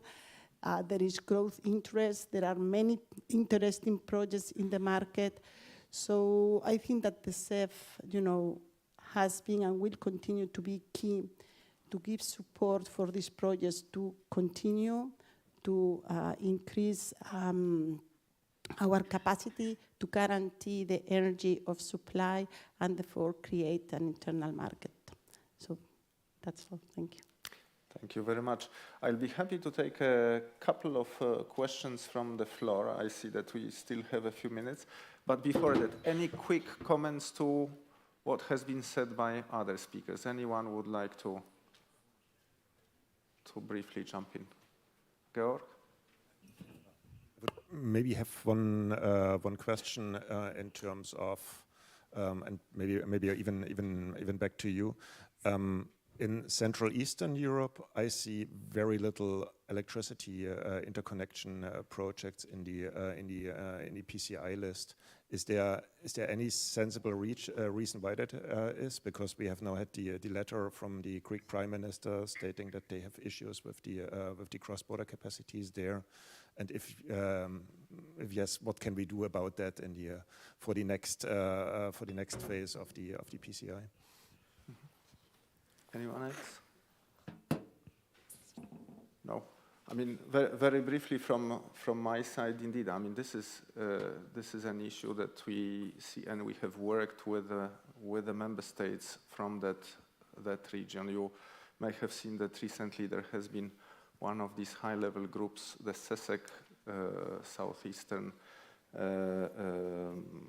high-level regional group, that discussed exactly this, how to increase the level of interconnections there, because we have seen recently over the summer that there has been quite some divergence in prices there. So I think that overall it's been a question of a project pipeline, and definitely as the Commission we're doing our best to grow it.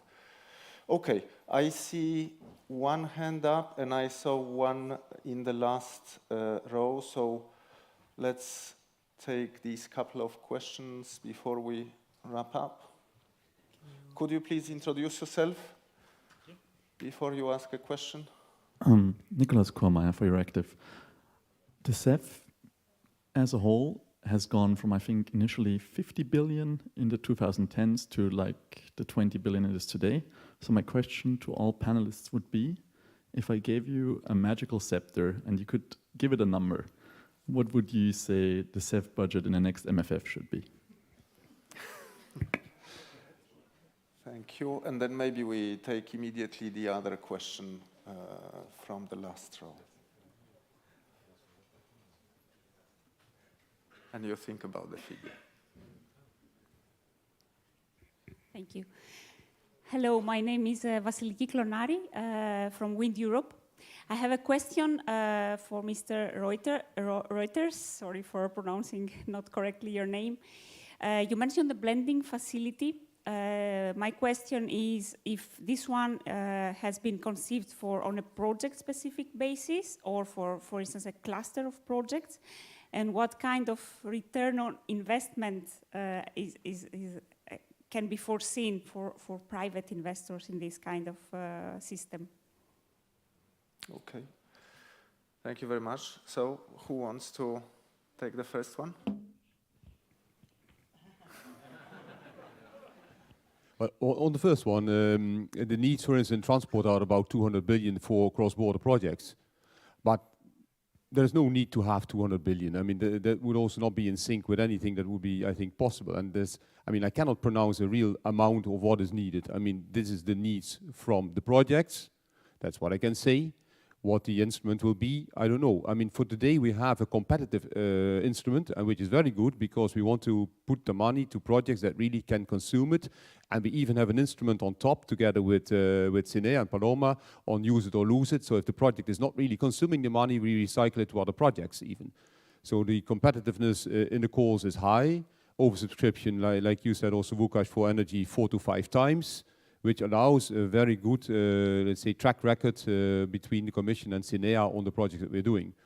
The volumes are certainly big. I cannot say, Vukash, perhaps you for energy, but for transport, they are huge. And we need to make sure that there is a continuity. I don't know whether it will be called CEF. I don't know what the amount will be. But I can see from Draghi letter reports, I can see from member states, I can see from the sector that there is a real need to do so. If we are not having, finally, for instance, to give you one example in transport, a connection between the high-speed networks of Spain and France, or France and Italy, I mean, we're 2024. I mean, it would be not replying to anything like the continent Europe needs. And so I believe the same is happening in energy, the same is happening in telecoms. The amount, difficult to predict what will be the final outcome. I think it's very good that we meet in this room, and what I wanted to say is that if you are in this room, the project promoters for energy, I think what you need from your side is stability and the certainty that you can plan and that you can project yourselves into these projects of the future, because they are taking us a decade to get there and to implement and to build. And I cannot imagine that we would stop doing that. On the blending facility, I reply in the same very shortly. So blending facility, 20% grants, 80% coming from the outside. Outside meaning EIB, national promotional banks, private banks, sometimes even with a guarantee from InvestEU, tying up together and so multiplying by 5. And this is for specific set of projects where we thought we could be present for a while. So there's perhaps like CCUS or these kind of things. We need to decarbonize transport, for instance, in road, so recharging, electric trucks, electric cars. Infrastructure needs to be there. We are doing that for a limited period, for a couple of years, and then we're out again. And for those couple of years, because the grants, we don't want to distort the market. This is a principle that's also in CEF-E, no distortion of the market. And so we provide the least of money necessary, and then in a very easy model. When you build a charging station, you get a lump sum for the station. No difficult checks, very fast. So we have been deploying already several 10,000s of those stations with this model. We want to do the same for fuels and for fleets in the next MFF, if permitting. Thank you very much. Any other reactions? I mean, I can only echo, it depends on what you want to do with CEF. And of course, and we also don't have a number. We did a bit of a literature review with Connell, and the numbers that are circulating for interconnectors seem very, very small, actually. Those that are, I think, in the round table publication, they only put like 2 billion per year, which we think is way too small as an investment need. But of course, at the end of the day, it's a question of what does your national regulatory system already provide you in terms of returns? How much additionality will you need from the CEF funding? How will you treat transmission lines that are happening inside one country that have significant cross-border benefits? Or, I mean, you can argue that a lot of the inner German transmission lines could benefit from some additional European funding in order to allow Danish electricity to flow to the Czech Republic or so. So for that, the big challenge is we don't have those calculations anywhere. We don't see them, and my big starting point would be to have some sort of European top-down calculation of exactly this question, what is being needed and how we can deliver it, and which share of that needs to be delivered through a European fund, and which share of that can be delivered through the well-established national regulatory tools. So sorry for this non-answer. Thank you very much. You know, without entering into the guessing game as well, you have seen probably the figures for the investment needs in the grids when you look at the needs for expansion of the grids in the EU up to 2030. You're looking at almost 600 billion. That's huge, and then obviously there is a need to articulate it towards different types of financing instruments, public, private. We have talked about it.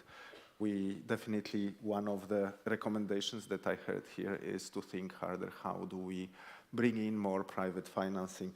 I think that everyone here agreed that we need more more grids, and we need more efficient grids in order to meet the objectives. I think that we heard about quite a few benefits of the current policy and the current EU funding, but we also heard the calls for more coherent policy, more integrated approach, perhaps stronger top-down approach with a commitment to those crucial elements of the future energy system. The focus of the EU to be on the cross-border projects. As was already said, I think a few times, we need stability and continuity for the project promoters, and also in terms of financing needs, clearly the financing needs should be going up. Finally, I heard here and there the mention of permitting and the mention of how long it takes to prepare these projects. I think we need to make an effort to bring these projects online more quickly if we want to hit the objectives. With this, I would like to thank very much our panel, our panelists, and we close this session. There will be another one in a moment. Thank you very much.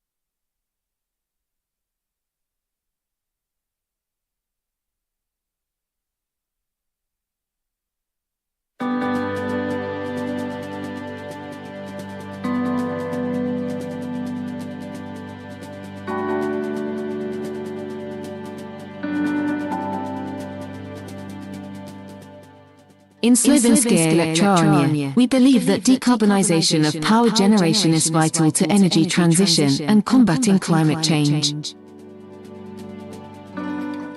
As the biggest electricity producer in Slovakia, we have a long history of construction, operation and maintenance of hydroelectric installations. With the energy transition in progress, intermittent renewable energy sources like wind and solar will add up in the Central and Eastern Europe. To address the grid stability challenge, Slovenskaya Elektrárne has decided to build on its vast experience and combine hydroelectricity with an innovative approach to storing electricity. In north-central Slovakia, we are introducing SE Integrator, a project aimed to modernize the country's most important pumped storage power plant, Čierny Vár. With an installed capacity of over 735 megawatts, it has been helping to stabilize the Slovak power grid since 1982.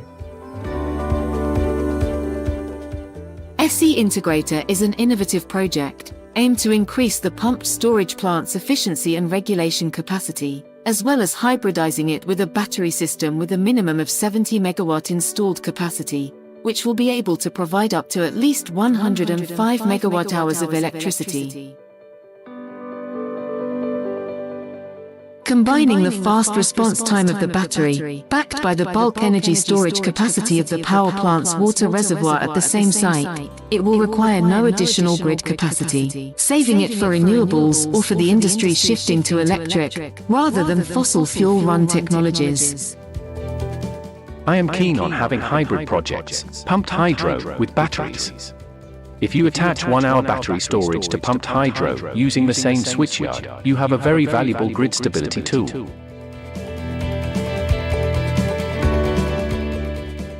Avoiding carbon emissions, SE Integrator will bring new grid regulation capacity needed during the transition from the soon-to-be decommissioned fossil fuel sources.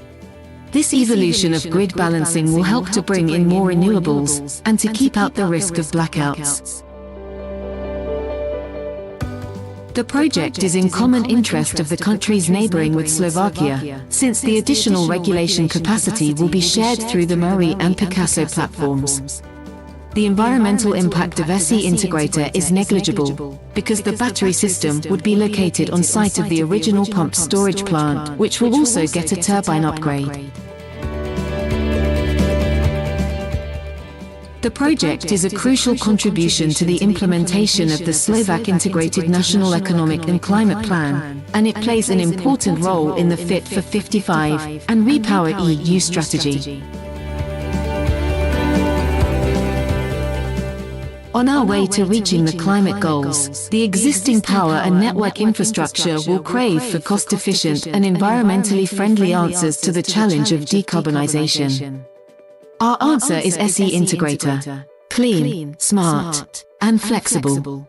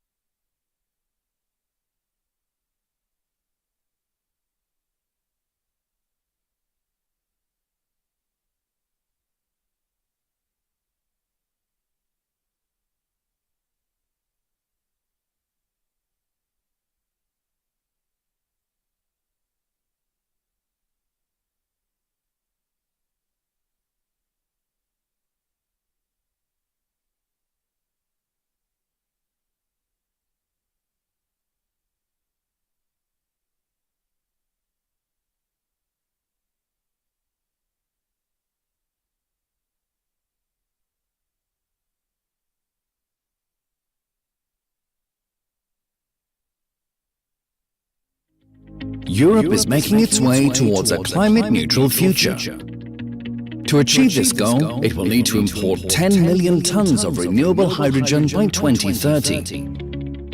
More than 40% of this target could be reached thanks to production centers in North Africa, where solar and wind are abundant resources. But how will Europe and North Africa be connected? The solution is called South H2 Corridor, a 3,300-kilometer dedicated hydrogen pipeline linking North Africa, Italy, Austria, and Germany. It is developed by the 4 European transmission system operators for gas, SNAM, TAG GmbH, GCA, and bayonets. All the individual TSO projects were included in the first list of projects of common interest under the revised 10E regulation, published by the European Commission on April the 8th, 2024. Being part of the European hydrogen backbone, the South H2 corridor plays a key role when it comes to establishing an interconnected and diversified hydrogen market. Significant CO2 savings will be achieved in all countries, thanks to the supply of large quantities of clean hydrogen to the main hard-to-abate demand clusters along the route. The South H2 corridor uses existing infrastructure for over 65% of the route. Repurposed natural gas pipelines are the most effective, competitive, and sustainable transport method. This ensures the effective supply of hydrogen at competitive prices. Thanks to a significant transport capacity, the South H2 corridor will give an important contribution to achieving European and national climate goals, as well as diversifying hydrogen import routes, ultimately ensuring security of supply.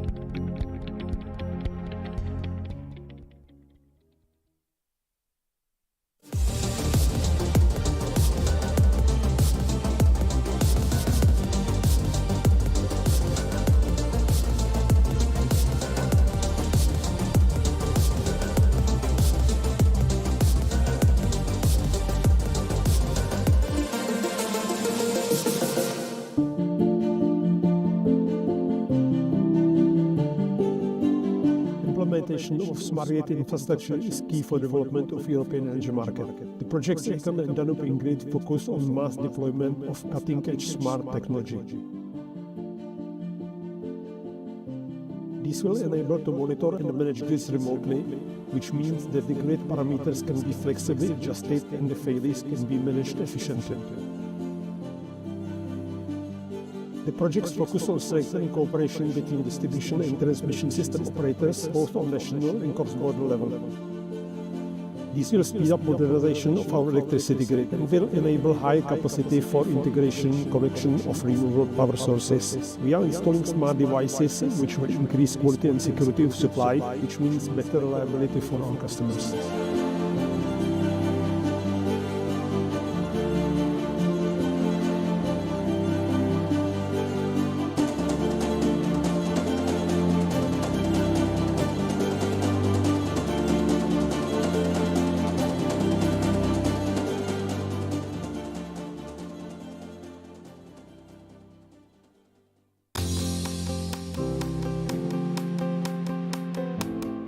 Arola Line on voimajohtoprojekti, joka yhdistää Suomen ja Ruotsin sähköverkot toisiinsa. Sen pituus on yhteensä 380 kilometriä, josta Suomen puolella 200 kilometriä. Suomen puolella se alkaa Muhokselta, menee Keminmaan kautta Tornioon, jossa ylittää rajan. Ja Ruotsin puolella se jatkuu siitä sitten Jokkmokkiin ja siellä olemme Messaaren sähköasemalla. 152 kilometriä otetaan käyttöön jos nyt 24 syksyllä. Ja sitten se viimeinen osuus Keminmaalta sinne Ruotsin rajalle ja Ruotsin puolelle valmistuu 25 vuoden lopussa. Siis totta kai tämä on valtava iso hanke, iso voimajohto, se on jaettu useampaan osaan Suomenkin puolella, mutta sitten suurin haaste tässä on ollut se, että täällä on hirveän paljon soita ja siellä on paljon pehmeikköjä ja rakentamista ei ole voitu tehdä kesällä ja syksymärillä. Suurin osa rakennustoista on jouduttu tekemään roudan aikaan eli talvipakkasella. Ihantainen keli on sydäntalvella, kun päivä alkaa pidentyä, että on pitkät päivät tehdä töitä, mutta maa on tarpeeksi jäässä, että päästään kulkemaan eikä aiheuteta maastovahinkoja. Ruotsalaisten kanssa meillä on ollut tiivistä yhteistyötä heti alusta lähtien. Yva-vaiheessa varsinkin soviteltiin aikatauluja ja niitä, miten toimitaan ja miten edetään. Ja sitten nyt rakentamisvaiheessa meillä on kummallakin puolella omat projektit, mutta sitten meidän täytyy totta kai sovittaa se Tornionjoen ylitys, että saadaan aikataulutettua sillä tavalla, että kaikki menee hyvin.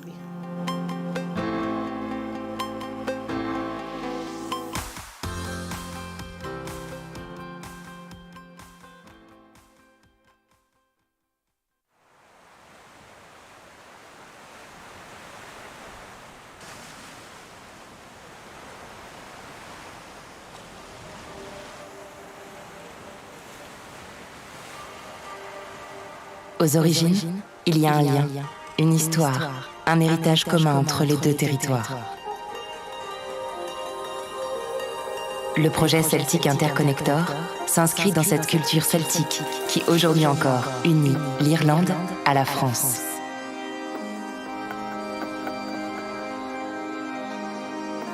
Responsable et solidaire, Celtic Interconnector reliera les deux réseaux électriques et plus largement connectera l'Irlande à l'Europe. 575 km de câbles qui faciliteront le développement des énergies renouvelables et participeront à la construction d'un avenir énergétique faible en carbone. 700 MW qui contribueront à une électricité plus sûre, plus durable et plus avantageuse pour les deux pays.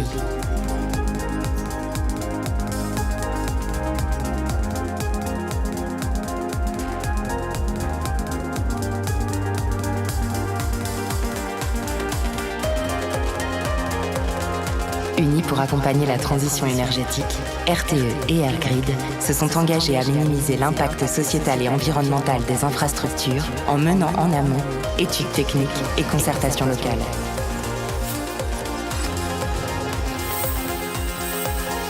Aujourd'hui et jusqu'en 2027, des deux côtés de la mer Celtique, des femmes et des hommes s'activent à déployer l'infrastructure d'un projet reconnu d'intérêt commun par l'Union européenne.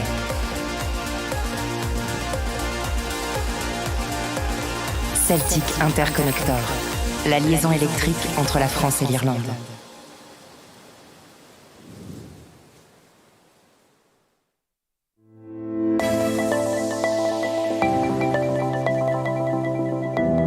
Si chiama Elmed.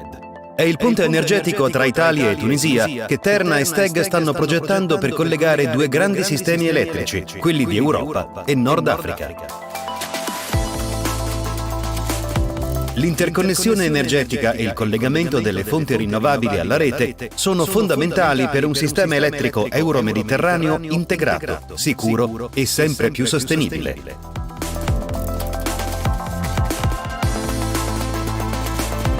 Elmed è la prima interconnessione in corrente continua tra i due continenti. Un'opera da 600 MW di potenza e 220 km di lunghezza che sarà realizzata tra la stazione elettrica siciliana di Partanna, a Trapani, e quella di Mlabi, in Tunisia. L'attenzione al territorio e alla sostenibilità è un punto fermo dell'infrastruttura, che coniuga soluzioni tecniche all'avanguardia e minimo impatto ambientale.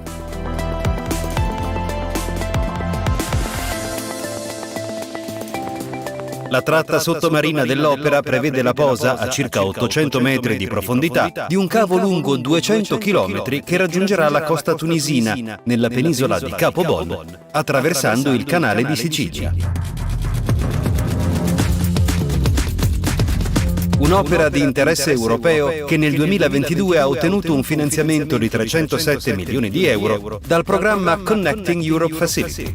Per la prima volta i fondi comunitari per la realizzazione sono stati assegnati, oltre a uno Stato membro dell'Unione Europea, anche a uno Stato terzo. Un progetto concreto che si inserisce nell'ambito degli obiettivi internazionali per una transizione energetica e digitale che sia anche equa, inclusiva e responsabile.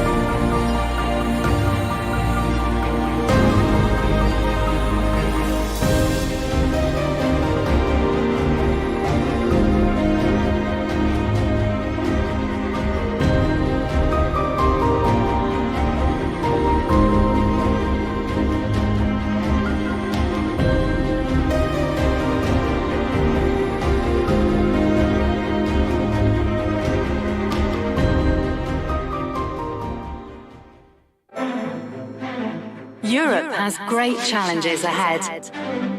Accelerating decarbonisation and moving towards energy sovereignty by 2030. This is what the European Repower EU plan establishes, and this is how the different countries are working together. To this end, renewable hydrogen is the great ally, clean and produced domestically. The development of a European hydrogen backbone network with corridors linking supply from producer countries to demand centres will be essential. H2Med will be the first EU renewable hydrogen corridor, capable of delivering 2 million tonnes of renewable hydrogen, which accounts for 10% of the projected hydrogen demand by 2030. Driven by the governments of Spain, Portugal, France, Germany, and the European Commission, and promoted by the TSOs of the countries, it was submitted to the European Union's Project of Common Interest application on the 15th of December 2022. H2Med is made up of two interconnections, one between Celórico da Beira in Portugal and Zamora in Spain, and an underwater hydrogen pipeline between Barcelona in Spain and Marseille in France.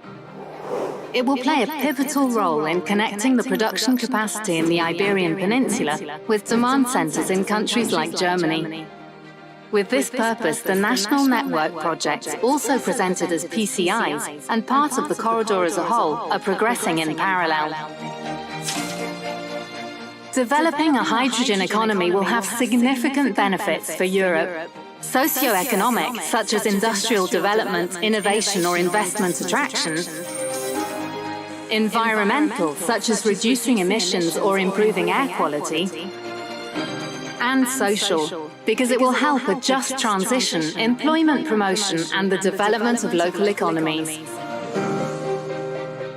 There are many challenges, and using the public-private partnership model, we're taking steps to reach the targets set by Europe. It is renewable and can be applied in all sectors, including those with difficult decarbonisation solutions, such as intensive industry and heavy transport. It is renewable hydrogen. And with projects such as H2Med, in Europe it is already a reality. Hydrogen is Europe. Hydrogen is now.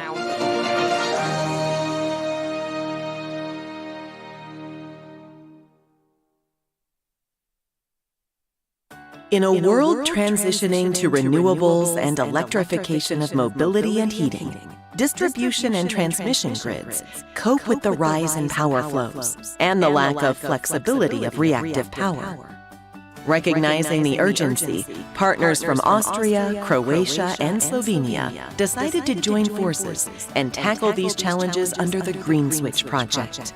The Green Switch project partners will modernize and digitalize the distribution and transmission energy systems. In transmission grids, new technologies, including power flow prediction and control systems, will be deployed. Dynamic thermal rating will be upgraded, and new components will be integrated into the supervisory control and energy management system. In the distribution grids, substations will be automated, an advanced distribution management system will be upgraded, and the smart grid elements will be integrated. Cross-border energy connections will also be established, ensuring a robust and resilient energy supply in times of need. Cross-sector integration in mobility and heating will also be part of the project initiatives. In Slovenia, grid connections for heavy-duty and fast charging stations will be established, and the power transformer waste heat extraction systems will be built.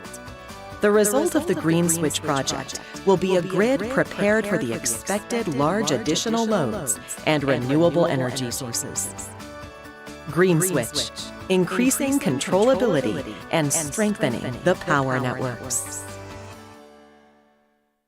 The Connecting Europe Facility for Energy, the European Union's objective to achieve climate neutrality by 2050, is at the heart of the European Green Deal and the Repower EU plan. This calls for profound changes in the energy sector. Europe needs a well-integrated, competitive, and decarbonized energy market that secures energy supply.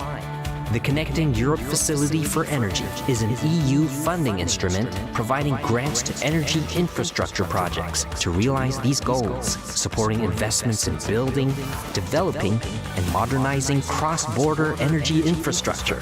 For 10 years, the aim of the program has been to support projects of common interest, PCIs, in the fields of electricity, gas, smart grids, and CO2 networks. As of 2024, the program also covers new project categories, such as offshore electricity grids, hydrogen infrastructure, and smart gas grids, which strengthens the drive to decarbonization. The Connecting Europe Facility for Energy also supports renewable energy projects. It focuses specifically on cross-border cooperation and supports renewable energy projects developed jointly by European countries, covering offshore wind, district heating, and solar energy, among others. The Connecting Europe Facility for Energy has so far invested 6.3 billion euros in more than 160 projects, and it plans to invest more than 3 billion euros by 2027. CINEA, the European Climate Infrastructure and Environment Executive Agency, has been entrusted by the European Commission with the management of the Connecting Europe Facility for Energy and Transport. Follow us for more information on our projects and on funding opportunities.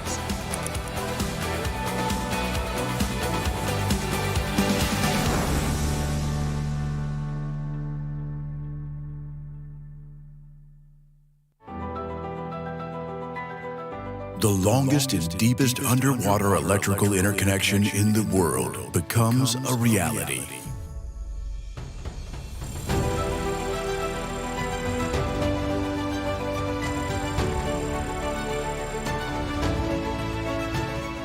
The new subsidiary of the group, the Great Sea Interconnector, will interconnect for the first time Cyprus and Israel with Europe through Greece, changing the energy map in the Eastern Mediterranean.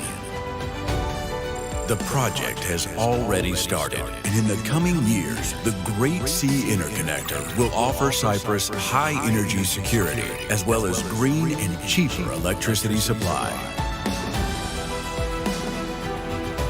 The new energy corridor will boost exports of green energy produced in Greece, contributing to the energy transition of Europe and the Middle East.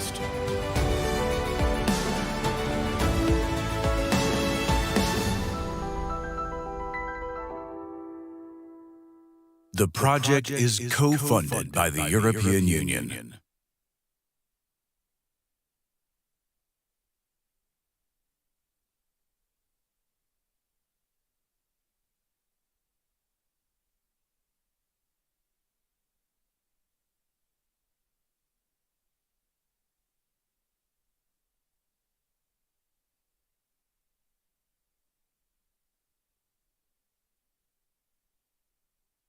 The story of hydrogen begins with the Big Bang, billions of years ago, when various cosmic events led to its creation, along with other light chemical elements. It was discovered by Robert Boyle in 1671.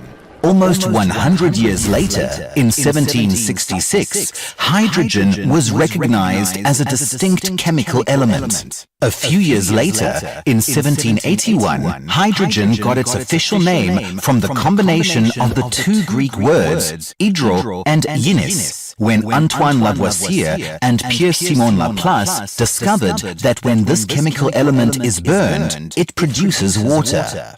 This makes hydrogen one of the purest forms of energy found abundantly in nature. In fact, 75% of the universe is consisted of hydrogen in various forms. Even the sun produces its energy from the reaction of hydrogen atoms under pressure. Even though it is colorless, hydrogen can be categorized as gray, blue, brown, turquoise, and green hydrogen that comes from water electrolysis with the use of green energy and is considered the cleanest form of hydrogen.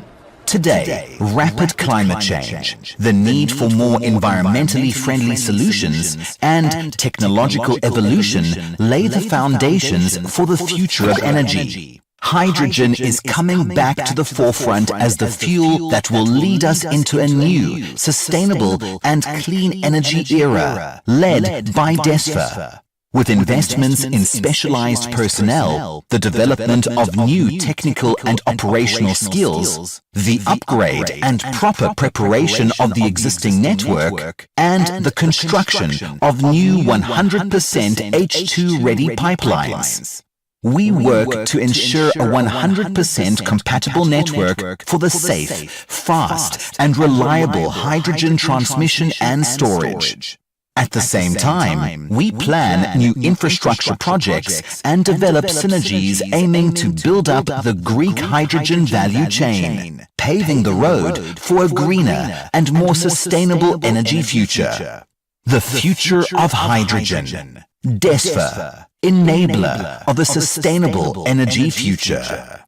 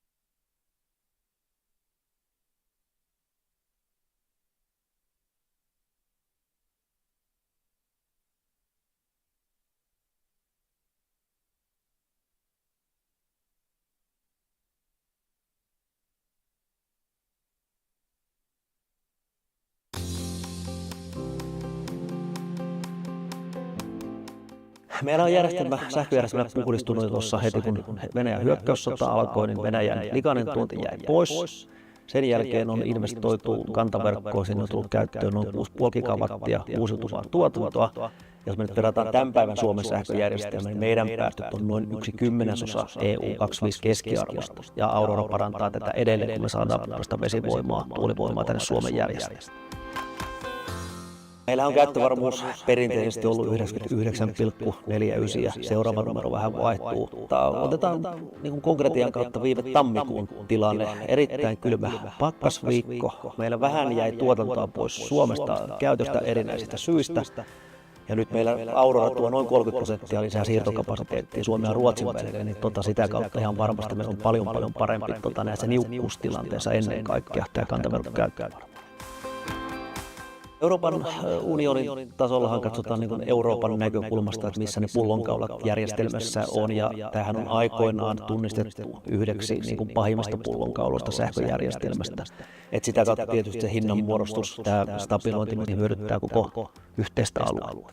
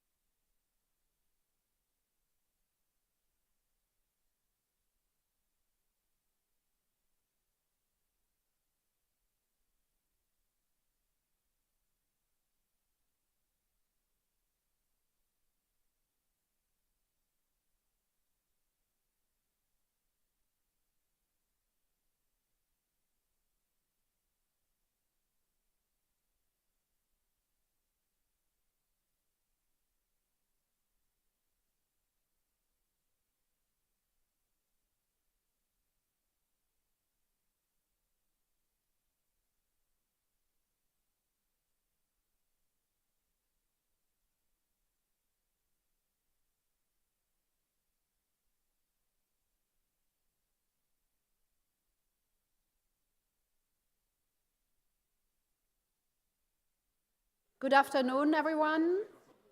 I would like to welcome you to the high-level political panel, which this year is about regional cooperation. And I think there we can exchange between different representatives of the region, which I will introduce in a minute. But we also here, because with regional cooperation, I think we can achieve a lot together to the European EU level discussions. We have set an ambitious target for renewables, 42.5% by 2030, with the aspiration to go to 45%. And as we already heard, while we are accelerating the deployment of renewables, and we had 2 very good years on renewables, and we need to even accelerate further, without the grids, we cannot go further. So the link between the renewables acceleration and the project, but also the build-up of grids, electricity grids, but also other grids, is rather crucial. And that has been recognized in the reports also by Professor Draghi and Mr. Letta on the internal market. So the deepening of the internal market, the software and the hardware have to go together. And we also know for that to happen, we need massive investments in grids, but also use the existing grids better.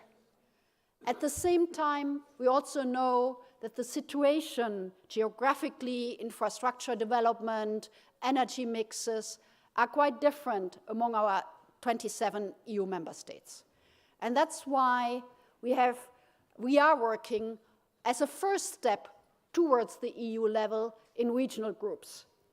And we have 4 high-level groups under our 10E, Trans-European Networks for Energy, set up: Southwest, Southeast, North Sea Energy Corporation, and BEMIP, the Baltics. And we have representatives more or less from all of those regional corporations here today. And I was last week, just a week ago, in one of them, the CESEC, where a couple of participants today have been there as well. I can tell you it's really very much enriching to exchange with your neighbors, with the region, in order to optimize interconnection and the energy system integration and energy system cost. So in that way, we see a lot of benefits of regional cooperation, but also we also know that more needs to be done. And we have underlined that in our opening speeches today, grids development, and we had also with our different presidencies until now, the Belgium and the Hungarians recently, high-level grids events, but today's focus is really on regional cooperation and exchange of best practice to make it really happen, a success in each of the group, and how to work also among the groups. With that, I'm very, very happy that we have different panelists, high-level panelists, here today. And I would like to do a short introduction for the lineup. And I will start with Chris Bolesta, who is, I think, well known also here. He's Secretary of State in the Ministry for Climate and Environment in Poland. Poland is part of the first major regional initiative launched by the EU already in 2008, and that's the high-level group on Baltic Energy Market Interconnection Plan, also known as BEMIP. Here with us today is also Manuel García Hernández, the Director General of Energy, Policy and Mines in the Ministry of Ecological Transition and Demographical Challenges in Spain. And since 2015, Spain has been a member of the South-West Europe High-Level Group, and that is particularly focusing on enhancing the integration of the Iberian Peninsula energy markets with the rest of Europe. And we are very happy you are here today, and we have a lot of sympathy what's happening in Spain right now. Unfortunately, the colleague from Denmark, Mr. Christian Stenberg Jensen, Director General, couldn't join us. So we don't have a representative of Denmark. I was there also 2 weeks ago for another group, the North Sea Energy Corporation in Odense. So this is more focused on the northern part, but we will have other experiences here. And then I'm very happy to welcome Dr. Gunther Gradwohl, who is head of division in the Federal Ministry of Economic Affairs and Climate Action in Germany. Also a warm welcome to Gunther. Germany has been a partner in 2 high-level groups, giving, I guess, the geographical situation of Germany, both in BEMIP, which I also already mentioned, and in NSEC. So you can see the North Sea and the Baltic Sea cooperation. It's also my pleasure to introduce Efthymios Georges Kostopoulos, Ambassador, Deputy Permanent Representative of Greece here in Brussels. It's a pleasure to have you here, Efthymios. Greece is a very active member in CESEC, which is the Central Eastern European Connectivity Group. And we had a very successful ministerial meeting in the beginning of the year in Athens and another one a week ago in Budapest. And last but not least, somebody who should be very much known, and it's also a pleasure to introduce Katarina Sikov-Magni. She's now a professor at the Florence School of Regulation, but she had been in DG Energy as a director also for infrastructure and a huge knowledge and experience on the regional groups. So it's a pleasure that Katarina is joining us in that panel. With that, I will move. And I will ask the first question. Normally the idea is to have 2 sets of questions, and if time is left, hopefully we can also take questions from the audience. So I introduced you and the different groups. I think it would be good to hear, based on your experience, about benefits and barriers working in regional cooperation in the field of infrastructure. And what are the benefits or the hurdles you see, and how to overcome them. And I think I will start with Chris Bolesta first and exchange, and then I will go around. Thank you very much, and hello. This is an important part of the investment in grids. We need international cooperation, and I think there's plenty of good stories around. If I look at our experience, this is clearly the Baltic Pipe project. That was a success story, is a success story. And it was a very successful cooperation between Denmark, Norway, and Poland. And I think that without also European money from CEF, that project would not have happened. And without a very good cooperation between the countries and with the involvement of the European Commission. So that's one good example. Another example, it's a long-standing project, but it's also, I hope, well, I'm convinced it's a successful one. It's a synchronization of the Baltic states.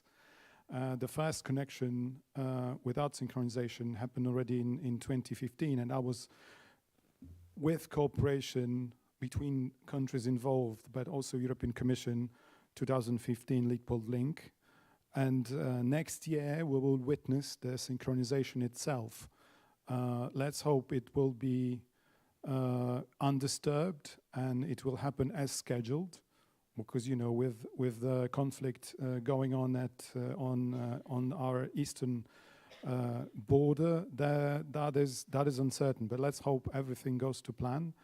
But also cooperation between actors, involvement of the European Commission and European money, exceptionally beneficial to the project. And last but not least, I think it's worth mentioning the latest developments. So the cooperation between ENTSO-E and governments involved to increase the capacity, export capacity of the EU to Ukraine. I think that is already also something that we need to mention as a good international cooperation involving member states, involving the institutions. So I think these 3 would be the top for me. Thank you very much, Chris. I think these are excellent examples.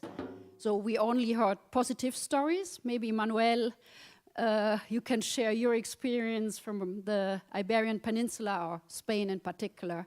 How is it going there? Thank you, Metkil. and thank you for your kind words regarding the situation in Spain. It's a pleasure for me to be here in these 5th PCI Days. As a proud representative of the Southwest Europe high-level group, I think we have good examples of regional cooperation, specifically the creation of the Iberian electricity market, MIBEL. This year, 2024, we are celebrating the 20th anniversary of the kickoff of MIBEL, when the signature of the International Treaty of Santiago was back in 2004.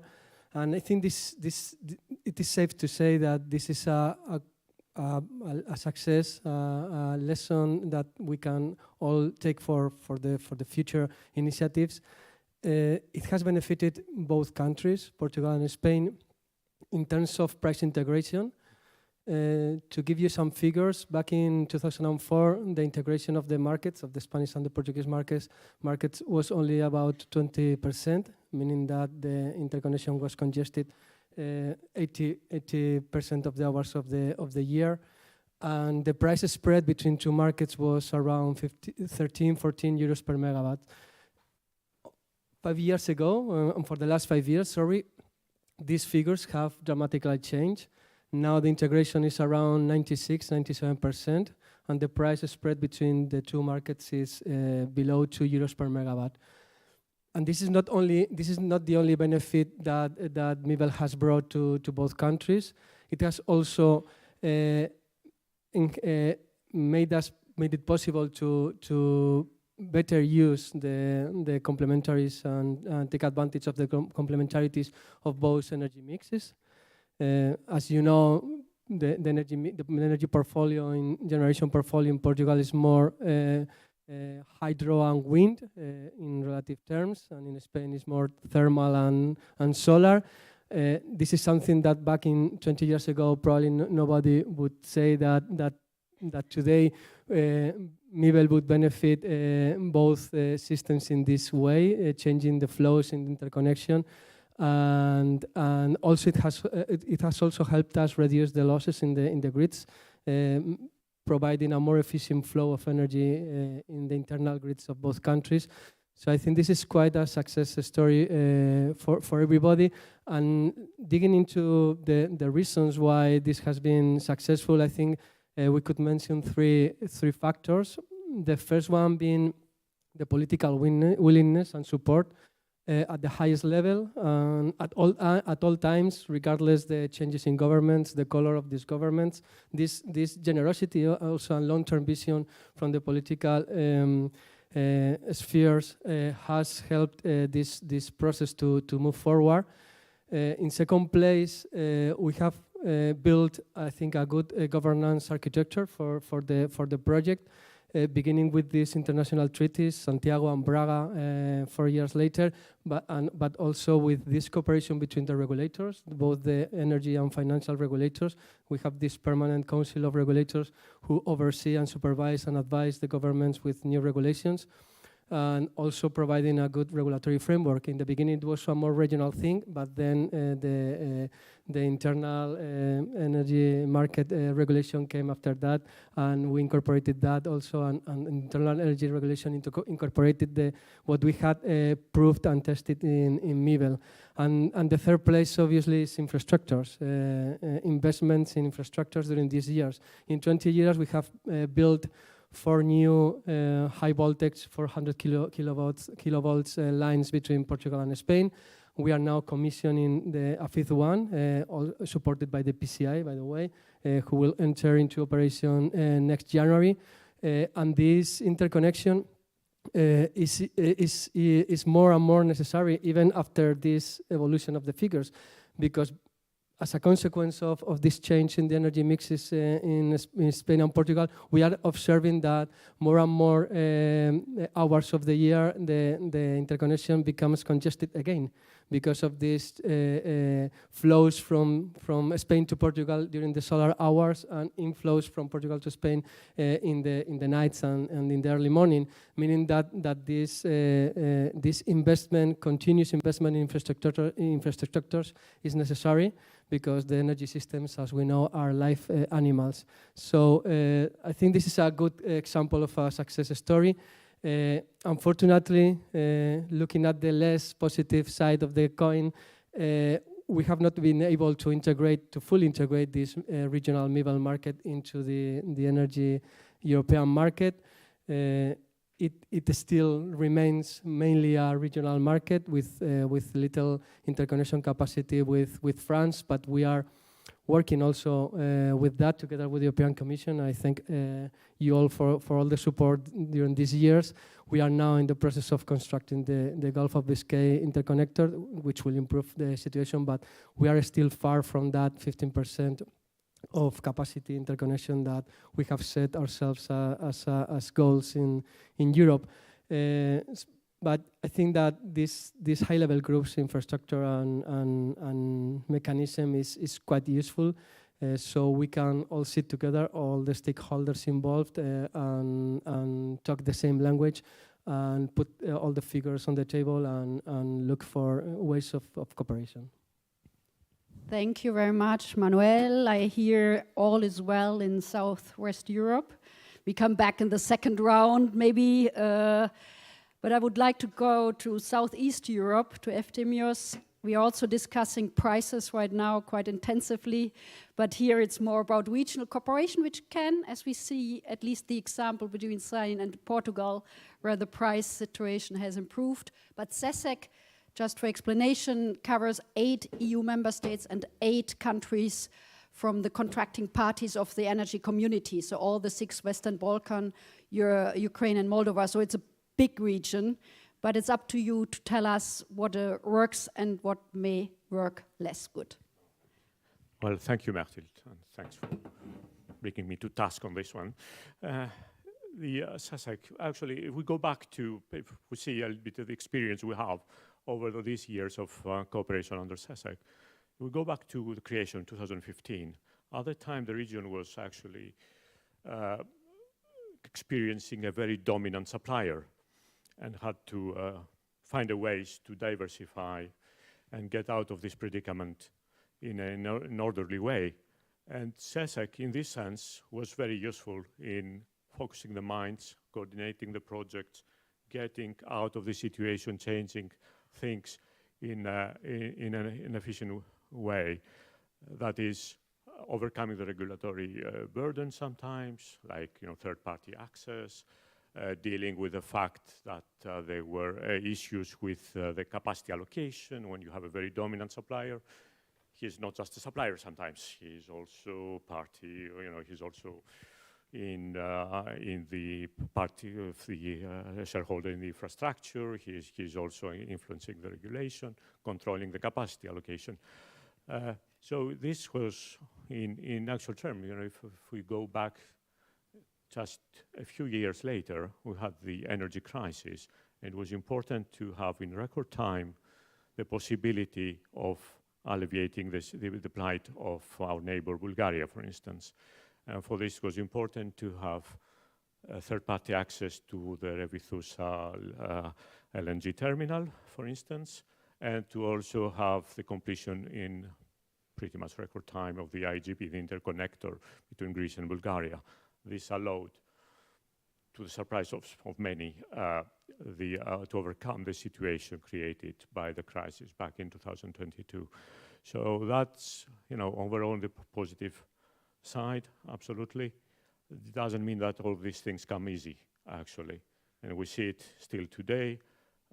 We have these talks about having a vertical corridor. Things are changing, also geopolitically. So instead of having flows north to south, we may need to have flows going from the south to the north. And for this, you need to have to adapt a number of issues. You have issues which we hope will be resolved also through with the help of the wisdom of the European Commission, of course. things like charging in the Trans-Balkan pipeline, who need to have a more thorough look into some other issues, like the fact that we will need also third-party access for countries like Moldova, etc. will be very important, otherwise cannot have a viable project. We also, in terms of cooperation, we have a new FSRU in Alexandroupolis in the north of Greece. This, to work, would need also to have access to other pipelines and interconnections. For instance, the interconnection between between Bulgaria and Serbia. It's quite important to create the necessary routes for all these for these projects to be viable, profitable, and to make a difference. So it's overall regional cooperation has been very important. We are a huge region. And as you said, 8 countries in the EU, 8 countries outside the EU, a complicated region, which became even more complicated by the fact that we had a war at our borders, and actually one of the members of the group for now almost 3 years. So this has affected the way we are dealing. But I do believe that it made a difference. It focused the minds, it coordinated projects, and we have to keep on going with that to allow for a better situation. We do have another issue, which you mentioned as well, actually, the price of electricity. Well, we have electrification going on. Electricity production is changing. In my country, in Greece, it changed dramatically because, coal is almost out, and more than 50% of our production comes from solar and wind right now.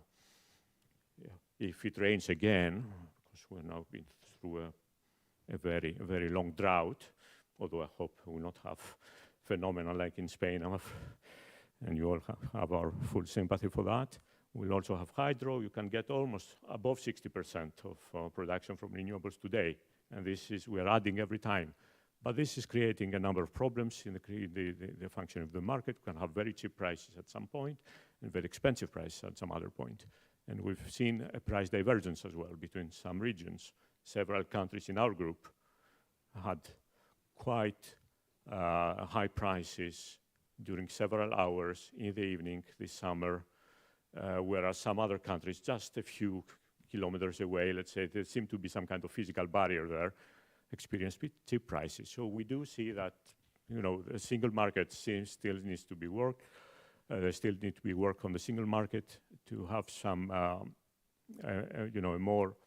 more efficient functioning so that we can all benefit to the maximum of the situation. It's not like we have any doubts about what's going on. We're in the right direction, but we need to adapt to this new situation, new production with several difficulties.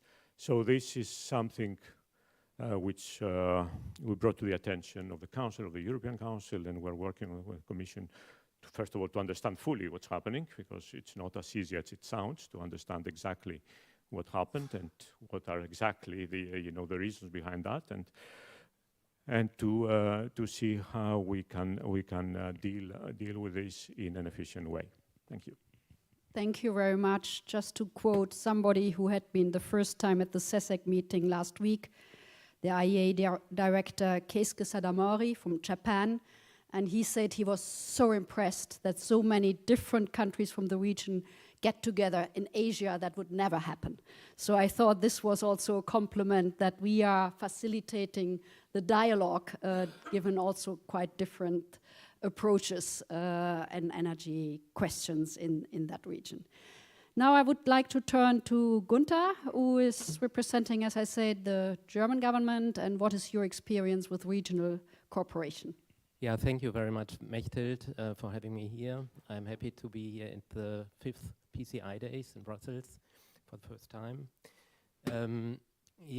I would like to use this session to focus a little bit on our experience in the hydrogen sector, because this is my day-to-day business. I'm responsible for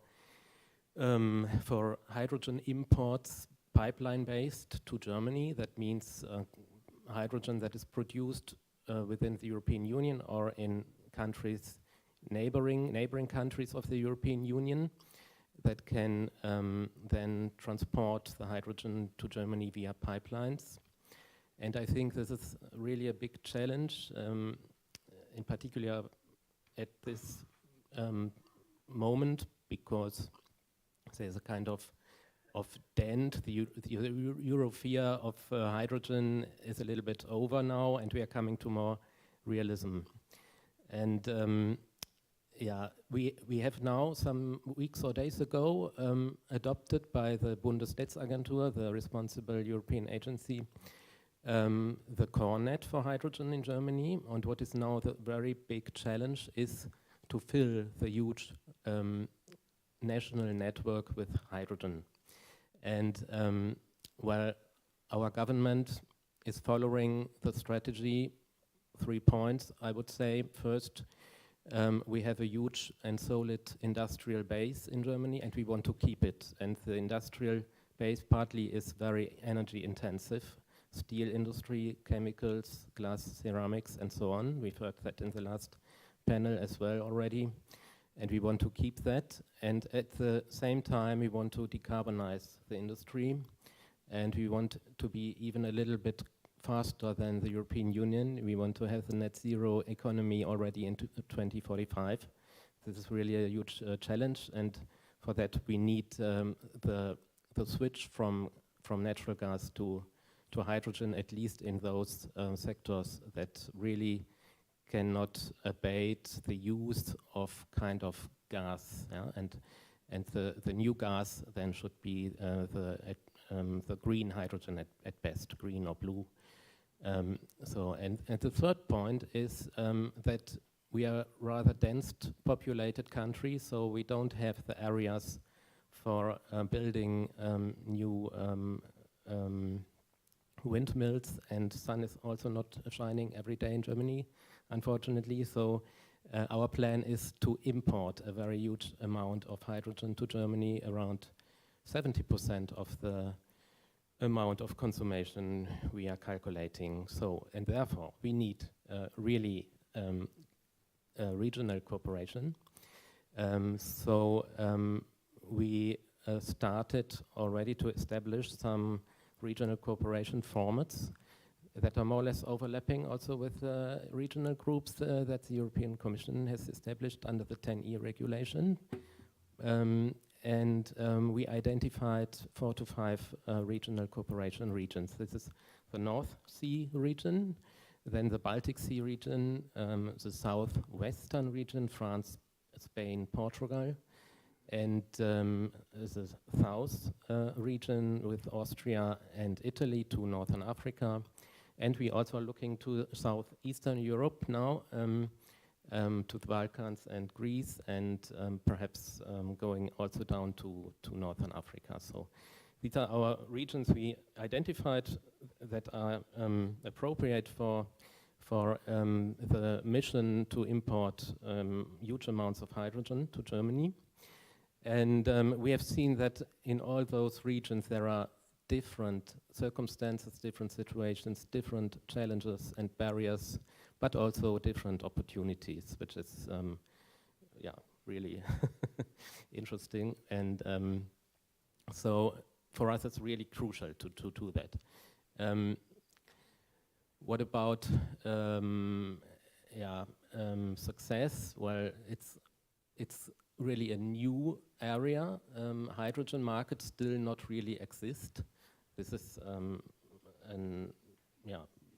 great challenge here. And we think that the bigger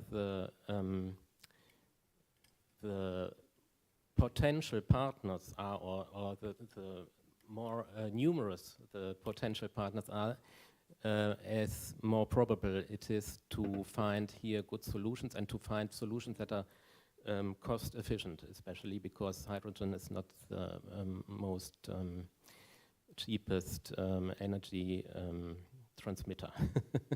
So regional cooperation helps us here, we think, and we also would appreciate if the regional groups of the European Commission focus also more on hydrogen. I think the NSEC is doing it now. They founded a subgroup only dealing with hydrogen issues from now on. That we appreciate very much. And also in the Baltic Sea region, hydrogen is more and more matters. Yeah. And as we are really in the center of Europe, geographically, we are also interested to cooperate in the other regional groups of the European Commission, if possible. Thank you very much, Gunther. I think the example of hydrogen is really something also how to foster the different regional groups to deal with hydrogen. We had at the last CESEC hydrogen for lunch. So we discussed it over lunch, but it was not the profound discussion yet as it's developing. Katharina, last but not least, your opinion on the regional cooperation, past experience and challenges. Thanks, Mehtilde, and good afternoon, everybody. So indeed, maybe looking first a little bit into the history of regional cooperation, and of course it's not something new. I mean, if we take the northwestern part of Europe, there has been the pentalateral cooperation already as an intergovernmental cooperation well before any of the 10E cooperation, and that's where then the market coupling and later on also the flow-based calculations were brought into the rest of the EU. So cooperation can of course work also as a voluntary bottom-up way. But based on what then was learned, and also especially when the new member states joined in early 2000, it was seen that the reinforcing regional cooperation was a necessity. And reinforcing it meant that it was brought into what is called the community framework or EU framework, whereby the Commission takes also a role in driving, in bringing people together and making regional cooperation happen. What is very typical in the regional cooperation, I think, and I think that is one of the success factors, is that it brings together all levels, so be it from the technical level with TSOs, promoters, regulators, stakeholders, and ministries at technical level, working level, to the highest political level. And when necessary, highest political level means not only the ministers, but can in certain cases mean heads of state and government. And we have seen that as a necessity, be it for the Baltic synchronization process or for the southwestern corridors across the Pyrenees. So all participants, different levels depending on the question, and bring also then Commission in a way being the motor and being the facilitator, the neutral party to help find compromises and consensus building. Because it's not easy. There are very different views oftentimes on the two sides of a border. If we speak of an interconnector, a project may be very important for me, but maybe my neighbor doesn't see the importance. So we need to build that common understanding of what are the bottlenecks, where common approaches, common projects can be beneficial. And here the how, I think, is an important one. So where the technical level is obvious, they bring the knowledge of technicalities, what needs to be done, what's the cost-benefit analysis, etc., etc. But then the political level is essential. Without that, I think nothing ever works. So ministers telling their permitting authorities that now you need to deliver, don't drag your feet, deliver. Ministers or heads of state and government telling the regulators that we need to find a solution on the cross-border cost allocation on this project, so don't drag your feet, etc. And of course, as was also mentioned by colleagues, then the Commission role through CEF has been very beneficial and useful in finding these compromises, which are not always easy.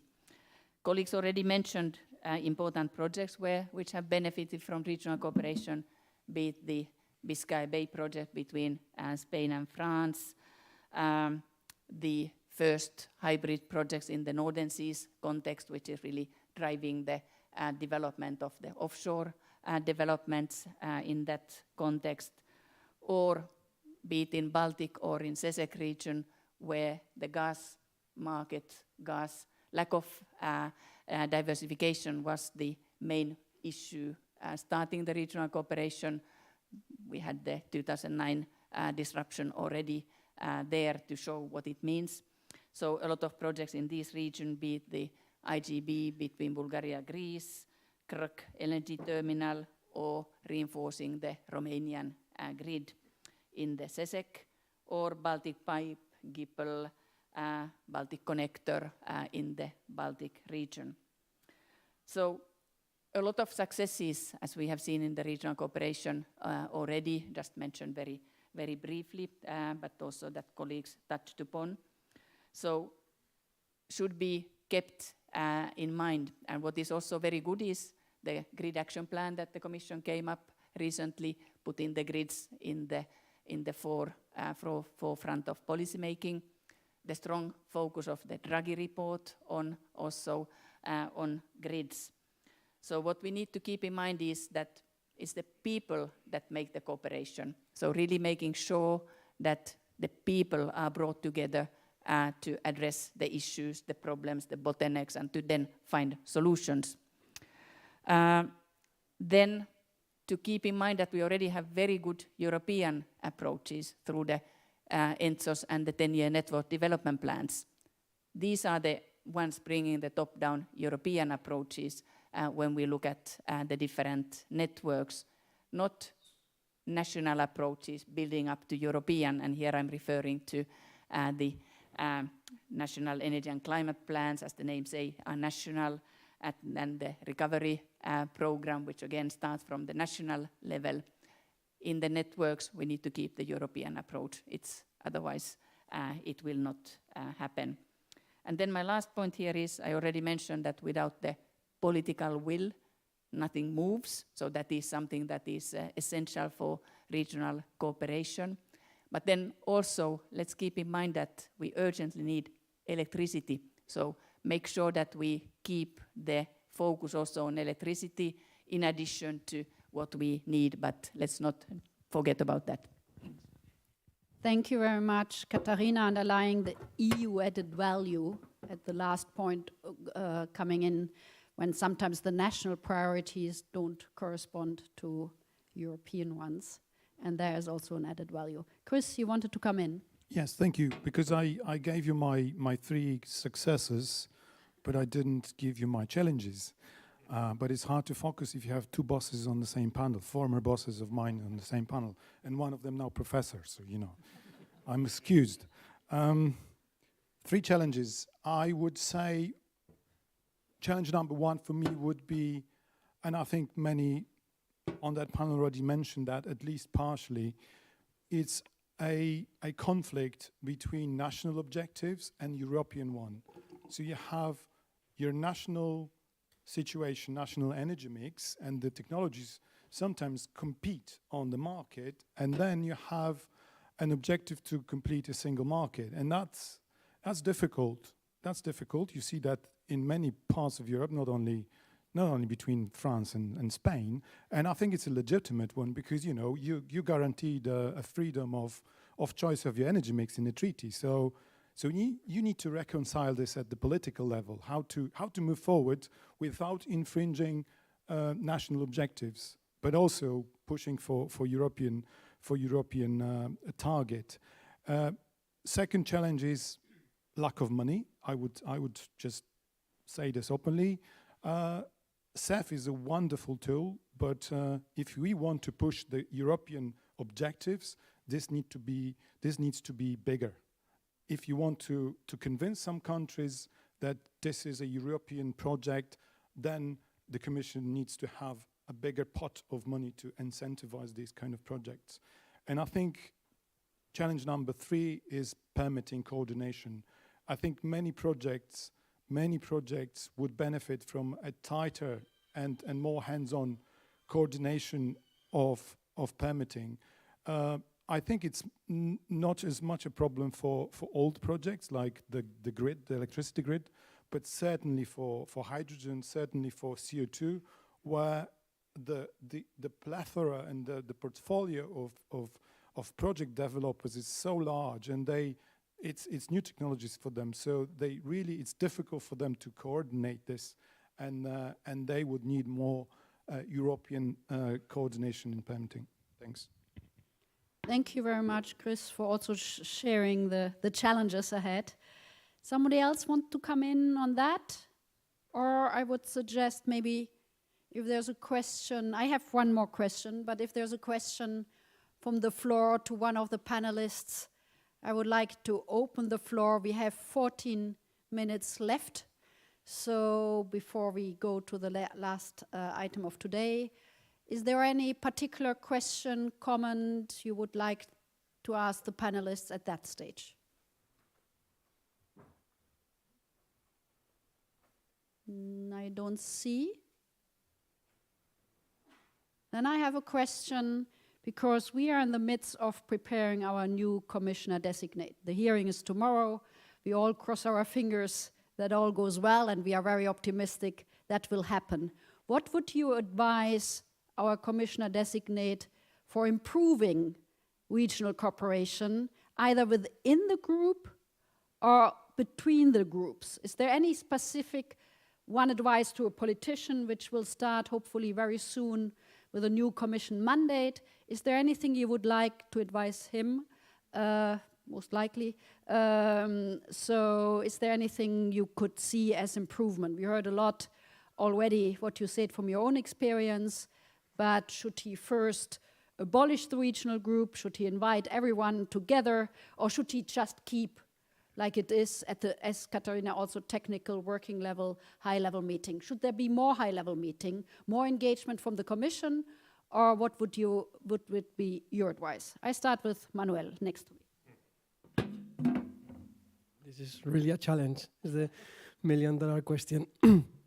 But yeah, I think I agree with what Katharina has said. Political will is very important. One thing we have done in our Southwest Europe group is increasing the political level with a new MOU and action plan, when the ministers can attend for the important decisions of this group. Because without this political support and push, it is very difficult to move forward. Obviously, I totally agree with this tension between the national sovereignty and the European vision. But for this to overcome, I think it's very important that we broaden the cost-benefit cross-border analysis, both geographically and in time horizon terms, because when you expand the pie and when you look at the broader picture, it is easier to redistribute the cost and benefits, and for that to happen, obviously, we have to change the overall governance of this process.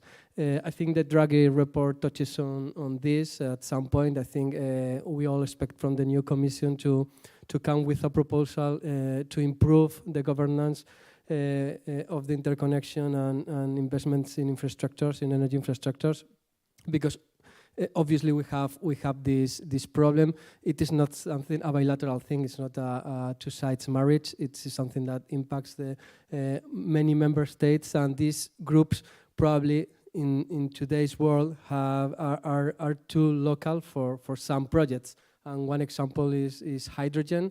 And the interconnectors coming from the south to the center and north of Europe. The impact of this infrastructure will surpass the 3 countries in our region, but we don't have a governance and a regulation in order to share these benefits and costs among all the countries, all the member states involved.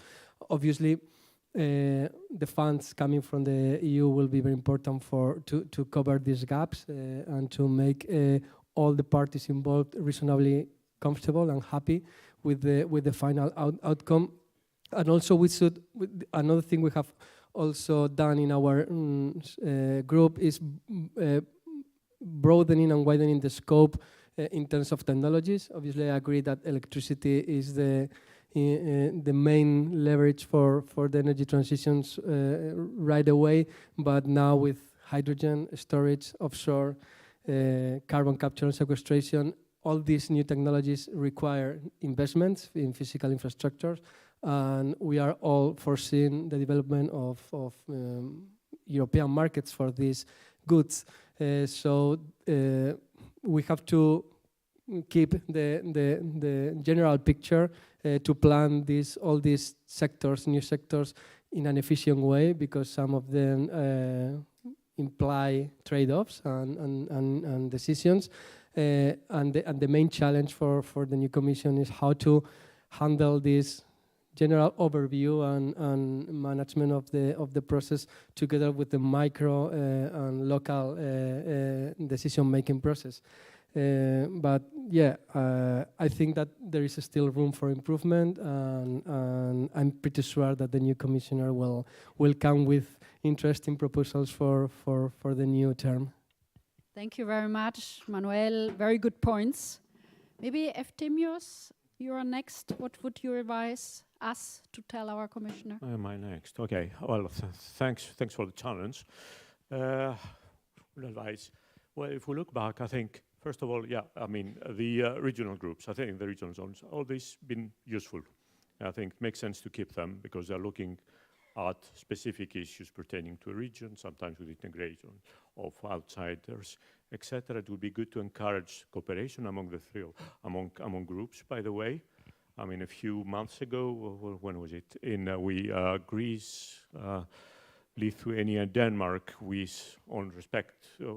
representing our respective groups, we sent a non-paper on cooperation on that, and it would be good to encourage this kind of cooperation. We have to think that, I mean, especially on a number of energy fronts, but when it comes to electricity as well, I mean, is when increasing the part of renewables in the mix. And this is being produced massively in the south, massively in the North Sea. We would need the infrastructure to link these different places where we have production is happening and with places where consumption would be happening. So this is something where an interplay between the EU as a whole, but also the groups can be particularly useful. Secondly, single market. How can we improve the functioning of the single market? EMD gave us some tools, but not all the tools with that. So we've seen issues. I mentioned the price divergence we had a few months ago. Again, we need some improvement of governance as well, be it on electricity, but overall. Governance, meaning also that what we saw, for instance, in recent times, is that there may be a need for coordination of maintenance work in the grid. Maintenance in a country can affect prices in a country 1,000 kilometers away. And there's currently no real tool in planning this. So we need to take this into account. This may be a way to deal with that. We are more interconnected than before. Before, I think we were producing our own electricity, importing marginally, whatever. But now we'll have to have a very smart grid going up and down all the time with electricity and having the necessary storage, etc. Thirdly, permitting the new issues like hydrogen, but also, I mean, CCS. It will be quite a complicated issue. We will need some cooperation there as well. I think, particularly CCS, that's not something which makes sense country by country. We'll have to look at this regionally. And then when it comes to looking beyond our borders as well, it's not only our immediate borders in Europe. For instance, with Greece now, we have a PMI on building an interconnection with Egypt and Gregi. We have another with a Great Sea Interconnector going all the way to Asia. We need to look, especially now that we need more grids and more exchanges, a way to increase our links with other parts of our neighborhood. And then finally, it will be important to work on the 70% rule. It's coming up next year. It's important to get this implemented if we want to have a more integrated market. Thanks. Thank you very much. Very good points. I can give the floor. We have 5 minutes left, 2 minutes each. Gunther. Yeah, thanks. No, I have 3 suggestions for the new commissioner. First is on the regional groups, to make them more open, perhaps, for, as I said already, for member states that are interested in. Then second, I would like to echo what Christoph said. Indeed, first, there are sometimes differences in the interests of the member states, and I think here the Commission can play a role for balancing the different objectives, strategies, interests of the member states, and that could perhaps be even a little bit more focused or intense. And then third thing, yes, we need indeed more money. I think we should extend the CEF end, but well, I haven't consulted the Ministry of Finance on that. But if there is not more money available, then we could think about new smart financial instruments like intertemporal cost allocation mechanisms or something like that, that could be operated by the well-established institution in Europe, like European Investment Bank or European Hydrogen Bank, and to come here a step forward. Thanks. Thank you very much. 2 minutes to Katharina, before then Chris. Thanks. Well, I had basically 2 points I would recommend a new commissioner. First, that he could say that he would take from the Draghi report 2 elements. One is the permitting coordinator, that was also mentioned there as a challenge, and then bigger CEF and nothing else. I think that's an important point to keep in mind, that CEF is the one that works and no other kind of instruments. And then the second point, I would say that that regional cooperation has delivered, and he will intend to use regional cooperation in the future and as a tool of delivery of concrete projects, but reinforce them by looking at how infrastructure and market measures work together, whether the 4 high-level groups that are there, whether they are optimal or whether one should have more or less. New technologies, how to bring them in, like hydrogen that was mentioned, and then what different regions can bring as lessons learned to other regions. And then he probably have to say that he would bring the European Parliament in somehow, but that's a different point. Yeah. I didn't ask for the hearing tomorrow, more generally in his new mandate. Chris, please. Thank you. And I think we should listen to Manuel, because his wishes carry a bigger gravitas than ours. I think more vice presidential. My 3 points would be a stronger role for high-level groups. I agree with Katharina that you have so many national focusing tools that you need really a refocus on high-level group like BEMIP, because if you just follow RRF governance system, then you lose the European picture out of it. You just follow milestone by milestone from a perspective of a single member state, and that is not a European perspective at all. Second thing is, I echo Katharina, we need a European permitting coordinator. Third, I would tell him fight tooth and nail to keep CEF and have it big, because this is probably the only carrot you'll have. And number 4, I think, look at the market design and energy security definition, because these are the things that will impact business case of every grid investment. Thanks. Thanks. Very good point as well. We have a minute left. Half of that goes to Manuel. I will be very brief. Just something that has been discussed from time to time. We have mandatory targets for renewables, for efficiency. We don't have mandatory targets for interconnection capacity, and we don't have an enforcement mechanism for that. That probably requires legislation. It's not easy because we have to take into consideration many aspects that have been mentioned, but I think that would be an important topic of discussion for the coming years. Thank you very much. I think we heard very good ideas, very good examples of regional cooperation.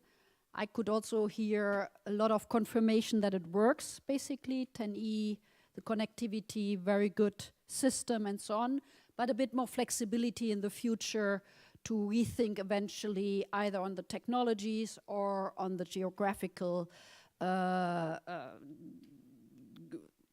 mix of countries, and be flexible enough to bring in maybe a country who's benefiting from that which is not part of the group, or a landlocked country when it comes to North Sea energy cooperation. These were very, very good points, and I also would like to underline that the CEF is important. We all should talk to our finance ministers in particular, in all countries, let me put it like that. So thank you very much for listening. Thank you very much for excellent panel. It was very, very interesting. Thanks for coming. And there's one more point on the agenda in a minute, which is the awards. So please stay, but a bit of applause for our speakers. Thank you.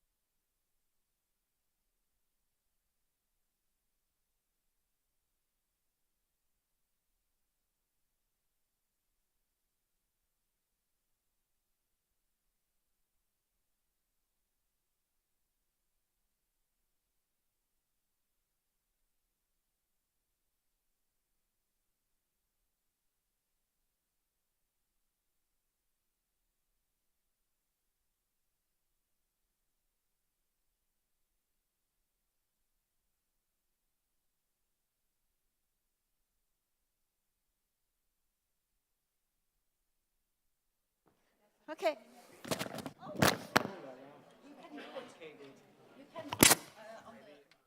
Okay, I lost my microphone. Hello, everybody. Let's see whether I can put it back. Otherwise, well, probably not. These are whenever you build everything is delayed, and then there are a lot of surprises on the way. Okay, good. I use this one. Very good. So this is show time now, because after full day of work, we have our award ceremony. This is the 11 years that we have the award ceremony. I am Antonella Battaglini. I'm the CEO of Renewables Grid Initiative. RGI is a strange animal in town. After 15 years, we are still alone. It's an association of transmission system operators, environmental and climate NGOs. You may ask why we exist. Well, we exist because we need to find solutions that are good, not just for one side, but for all sides. We focus on 3 main areas of work. The technical one, where we really look at how do we design and develop the energy system of the future. We look at grids and nature, and grids and society. The slides are not moving. So since the very beginning, we are promoting best practices because everyone needs to learn from each other. So 11 years ago, we decided to start this award. We are now thinking maybe we do it every second year. It's so much work, but for the time being, we are still doing every year. So, and I'm here today to give away the golden pylons. This is a new design of the award since last year. We have 3 categories: communication and engagement, technological innovation, and environmental protection. Actually, if you want to build grids, you need to be good at all of them. If you're not applied yet for the award, you can think about it next year. In addition to this category, now and again, the jury decides to award someone extra, and also this year we have an additional winner. I will talk about it in a moment. Of course, it is not RGI, the secretariat, that choose the winners. It would be too easy. We have a jury it's a very international jury, and we are very happy that they stick with us and they help us to carry out this award. I'm not going to introduce all of them, otherwise the cocktail outside will get warm. So you can be reassured that whoever wins has been selected by these individuals, and the entire process is actually supported by Mazars. Now they changed name, I have to read it. Forvis Mazars.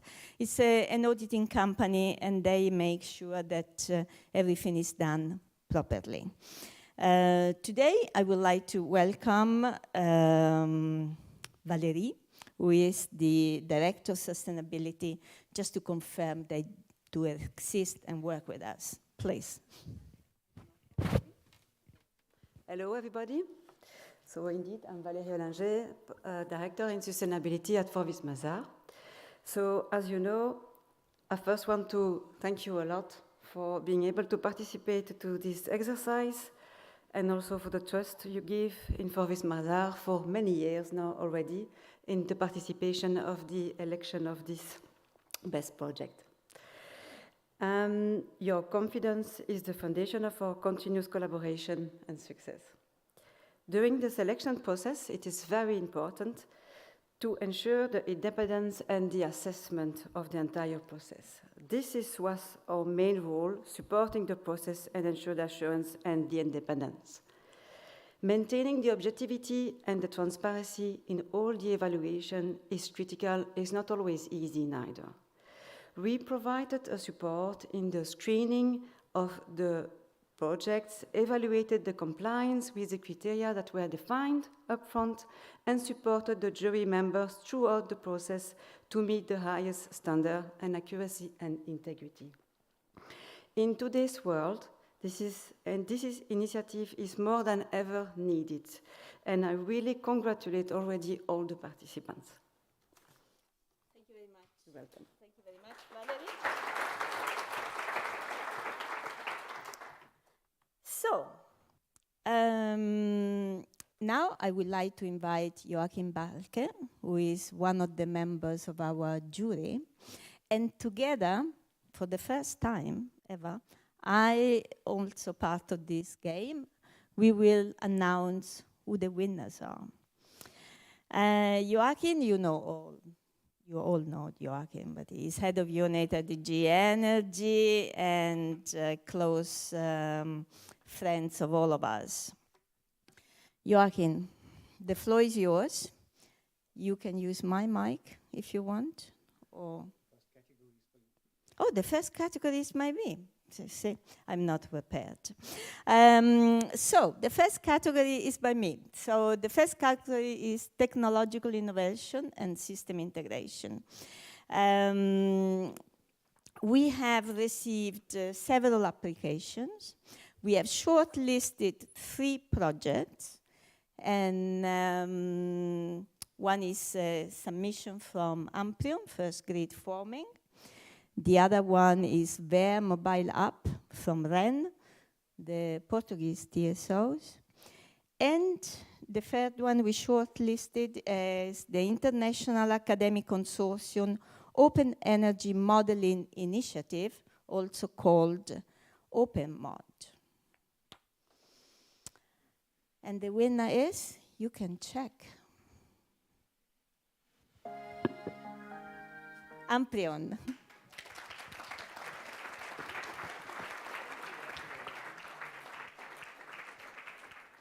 Actually, I think I should have called them. They were too quick. Yeah. But okay, now they are on stage. Everyone is on stage. Please wait, because I have to say what grid forming is. And this is challenging for someone who studied philosophy. Let me try. So, this is the first of its kind in extra high voltage grid with grid forming capabilities. These technologies ensures voltage stability during dynamic conditions and future scenarios involving low short circuit levels. If you don't understand what it is, ask them. The jury is happy to award this practice because it is very innovative in its response to the growing challenges of grid stability in areas where variable renewables are abundant. Amprion STATCOM pioneers large-scale grid forming capability essential for maintaining voltage stability in critical scenarios. And therefore, you can come now on stage and receive the prize.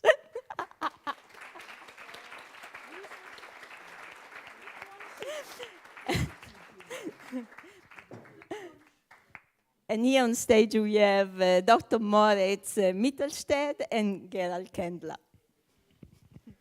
Thank you very much, Antonella. Thank you very much, Mechthild. Joachim, thank you. And I prepared a 2-hour speech to explain the technology. No, thank you very much. We feel very honored. We worked more than 10 years on this. And we really, really feel honored. And we do appreciate that the jury and selected us, and the support of RGI and of the Commission. It's really great. And we call it a little bit, or I like to call it a bit our grid forming superhero, because it actually delivers stability in the grid, and it really is a key enabler to integrate renewables. And we hope that it will have many babies and many more installations to come. And here my really admiration goes to the engineers, and Moritz is one of our key people, and also to Hitachi Energy. Together we showed that we can move mountains or stabilize the grid, and I think it's a really great achievement, and also it encourages us, to work further ahead on the technology and really make the energy transition happen with the input from our excellent engineers. Thank you very much.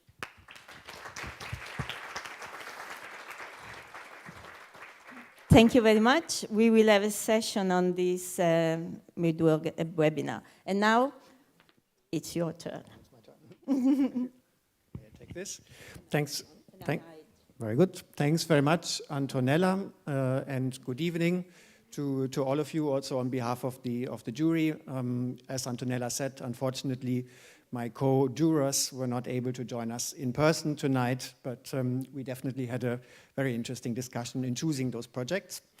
And I'll get to introduce the next 2 winners. The next category is actually communication and engagement, so something which is certainly at the heart of this exercise. And if we can have the next slide, these are the submitted practices of this year's competition. So first of all, Moonshot by the Dutch energy consultancy Echt Regie in Transitie. Then secondly, Grupo Motor by Redea. Thirdly, Community Forum by Irish TSO Airgrid. And fourth, 3D Powerline Visualization by German TSO Tenet. And the winner is... Voila. So, congratulations to the winners, Moonshot by Dutch energy consultancy Echt Regie in Transitie. I'm trying. Congratulations for this award, which has been awarded because Moonshot is an inclusive, collaborative initiative that aims to integrate circularity into the Dutch wind industry. It addresses sustainability challenges by bringing together stakeholders from policy, academia, industry to co-create solutions.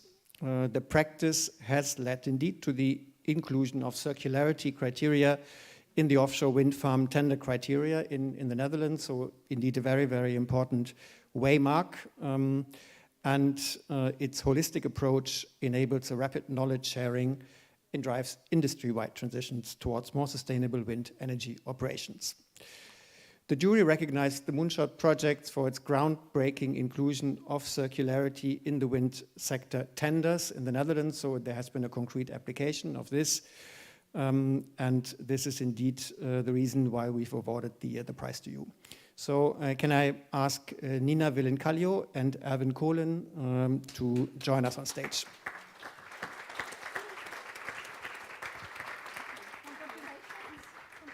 Congratulations. Congratulations. Thank you. Thank you so much. Thank you.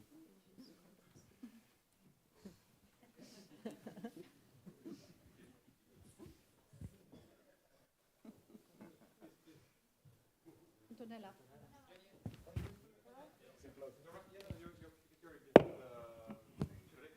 You can come over. We have to all move a bit. Okay, sorry. If we don't make a photo, it doesn't exist, you know. Thank you. Congratulations. Do you want to say a few words? Can I use that? Yes, please. Do it. No, it's yours. Yeah, I just want to start with the statement that this speech is not ChatGPT generated. Despite tech providing our society new, impressive and exciting tools to do our work more effectively, and indeed it sometimes even provides aspects that we didn't think immediately ourselves, it can never ever provide the basic human need of being heard, being recognized, to matter. Don't get me wrong, we should embrace and harness these tools, but these mentioned needs and human involvement are absolutely crucial when working towards more sustainable society, where contribution and acceptance of all stakeholders are needed. And this was the reason why engagement and communication with and between the stakeholders is incredibly valuable and more effective in long term, because through this human interaction, the outcome is also more easily accepted and adopted. So dear all, on behalf of Echt and all our front-running stakeholders, in the Moonshot practice, I would like to thank for this award and hopefully inspire other governments and sectors towards stakeholder-inclusive vision creation and mission execution. Thank you.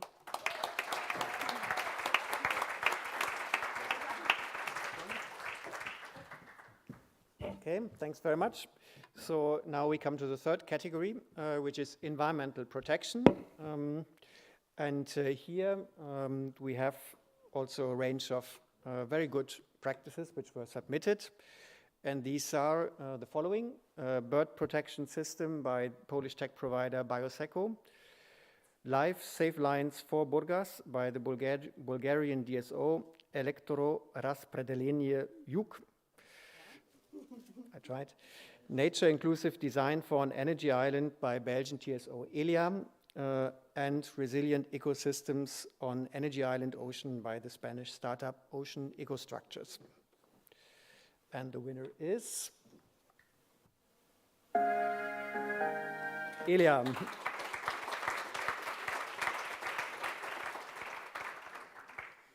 So this, of course, concerns a project that I think everybody who's been living in Belgium for a while knows very well.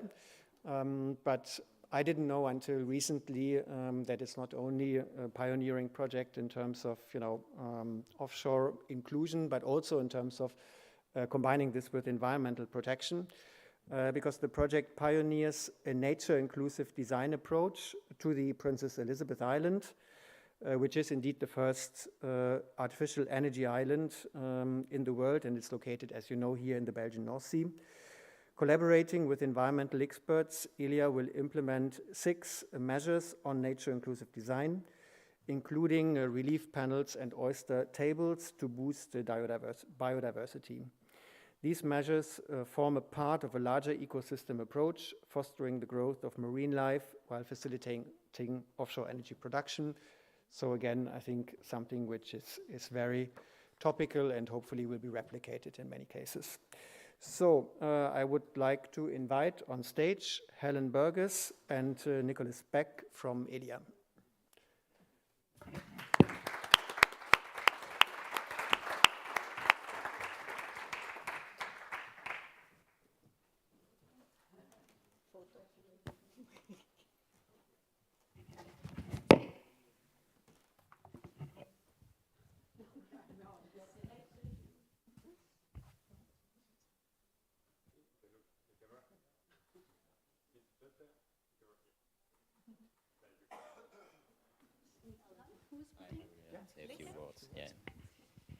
Thank you very much. So I remember when I suggested to Elia's executive committee to start a promising but challenging collaboration with 15 public and private institutions, NGOs and academics, I received a clear answer, a strong and clear answer. It was, we must do that. So this commitment from Elia was clear from the beginning, and it shows Elia's dedication to offshore infrastructure and also marine biodiversity at the same time. At that level, RGI's collaborative approach is inspiring. So RGI and the Offshore Coalition for Energy and Nature plays a very important role in the realization of the energy transition in a nature-respectful way. So today, I'm the grateful representative of a group of experts. You understood it, but this award is definitely theirs. I'm very happy, very honored to be here. Thank you, RGI, for this great award. It encourages us to keep working in that direction with high standards for nature, and it honors the good work being done by experts. Thank you.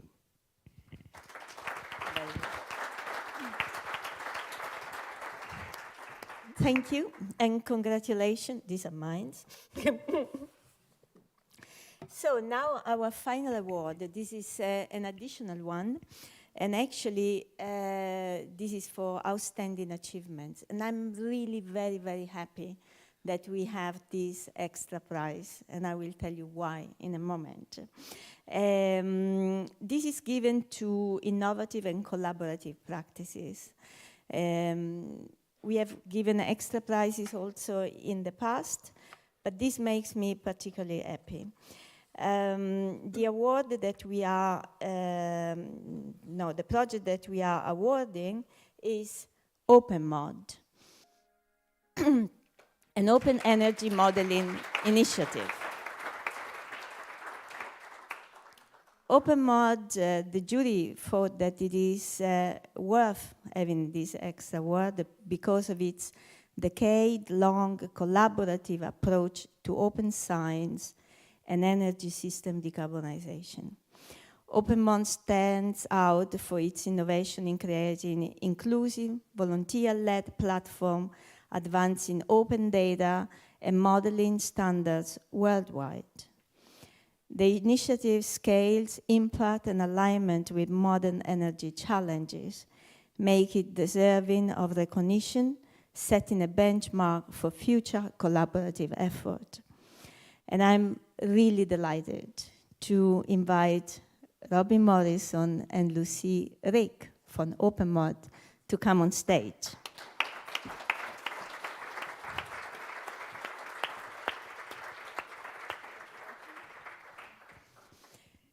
open source is important, sharing data is fundamental. And I think that these individuals have put so much energy in really pushing the boundaries on how we can share data.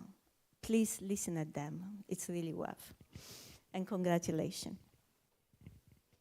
Photo? Photo.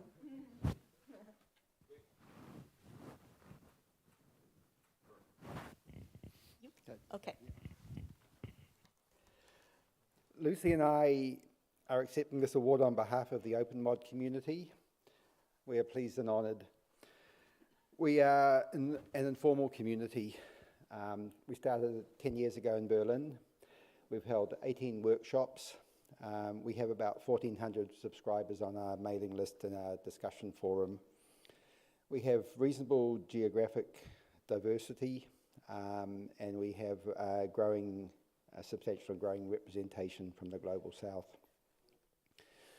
The best articulation of open science meets public policy is the US Energy Information Administration Working Paper 204, which was published last week by Joe DeCarolis and his team. I suggest you take a look at it. It is a blueprint for how this kind of analysis should take place. From the European context, our community still has major issues assessing and reusing official information. By default, public sector information is not reusable. Ditto for material under statutory reporting. The 2025 reference scenario to be published by the DG Energy will have key data points missing. We'd like all these problems rectified. They all have simple solutions. Another area where we're starting to run into issues are semantic standards that cover data collection and the design of software. And again, we'd like to see them under suitable licensing so that they're widely applicable. On the flip side, the use of standards which are proprietary are no-go for my community. Thank you very much. So I am releasing all of you. I still need 2 more minutes from the audience. So just to say with open source, if you think about sharing data, please remember that you not only have to share the data, you have to give the legal right to share the data. Now, I would like to have a special thank you, give a special thank you to the European Commission for hosting us again, over and over again. Thank you, Mathilde. You will need to come back for a group family photo. We have prepared a beautiful brochure with many of the submissions, not all, but many. Have a look at that, get inspired, apply for the award in the future, and join our webinars, because we will tackle one by one and explain how the projects are doing, what are the practices, what are the challenges, how to overcome them, and so on and on. And of course, we cannot have an award without a family photo, so can you please all come back on stage, and then I will release you for a pleasant cocktail and evening. Thank you very much, Antonella, to you and your team to organize it again. I think it makes it really very concrete, excellent projects. So I think we can learn from each other in implementing them. So the photo is there and the cocktail is afterwards outside.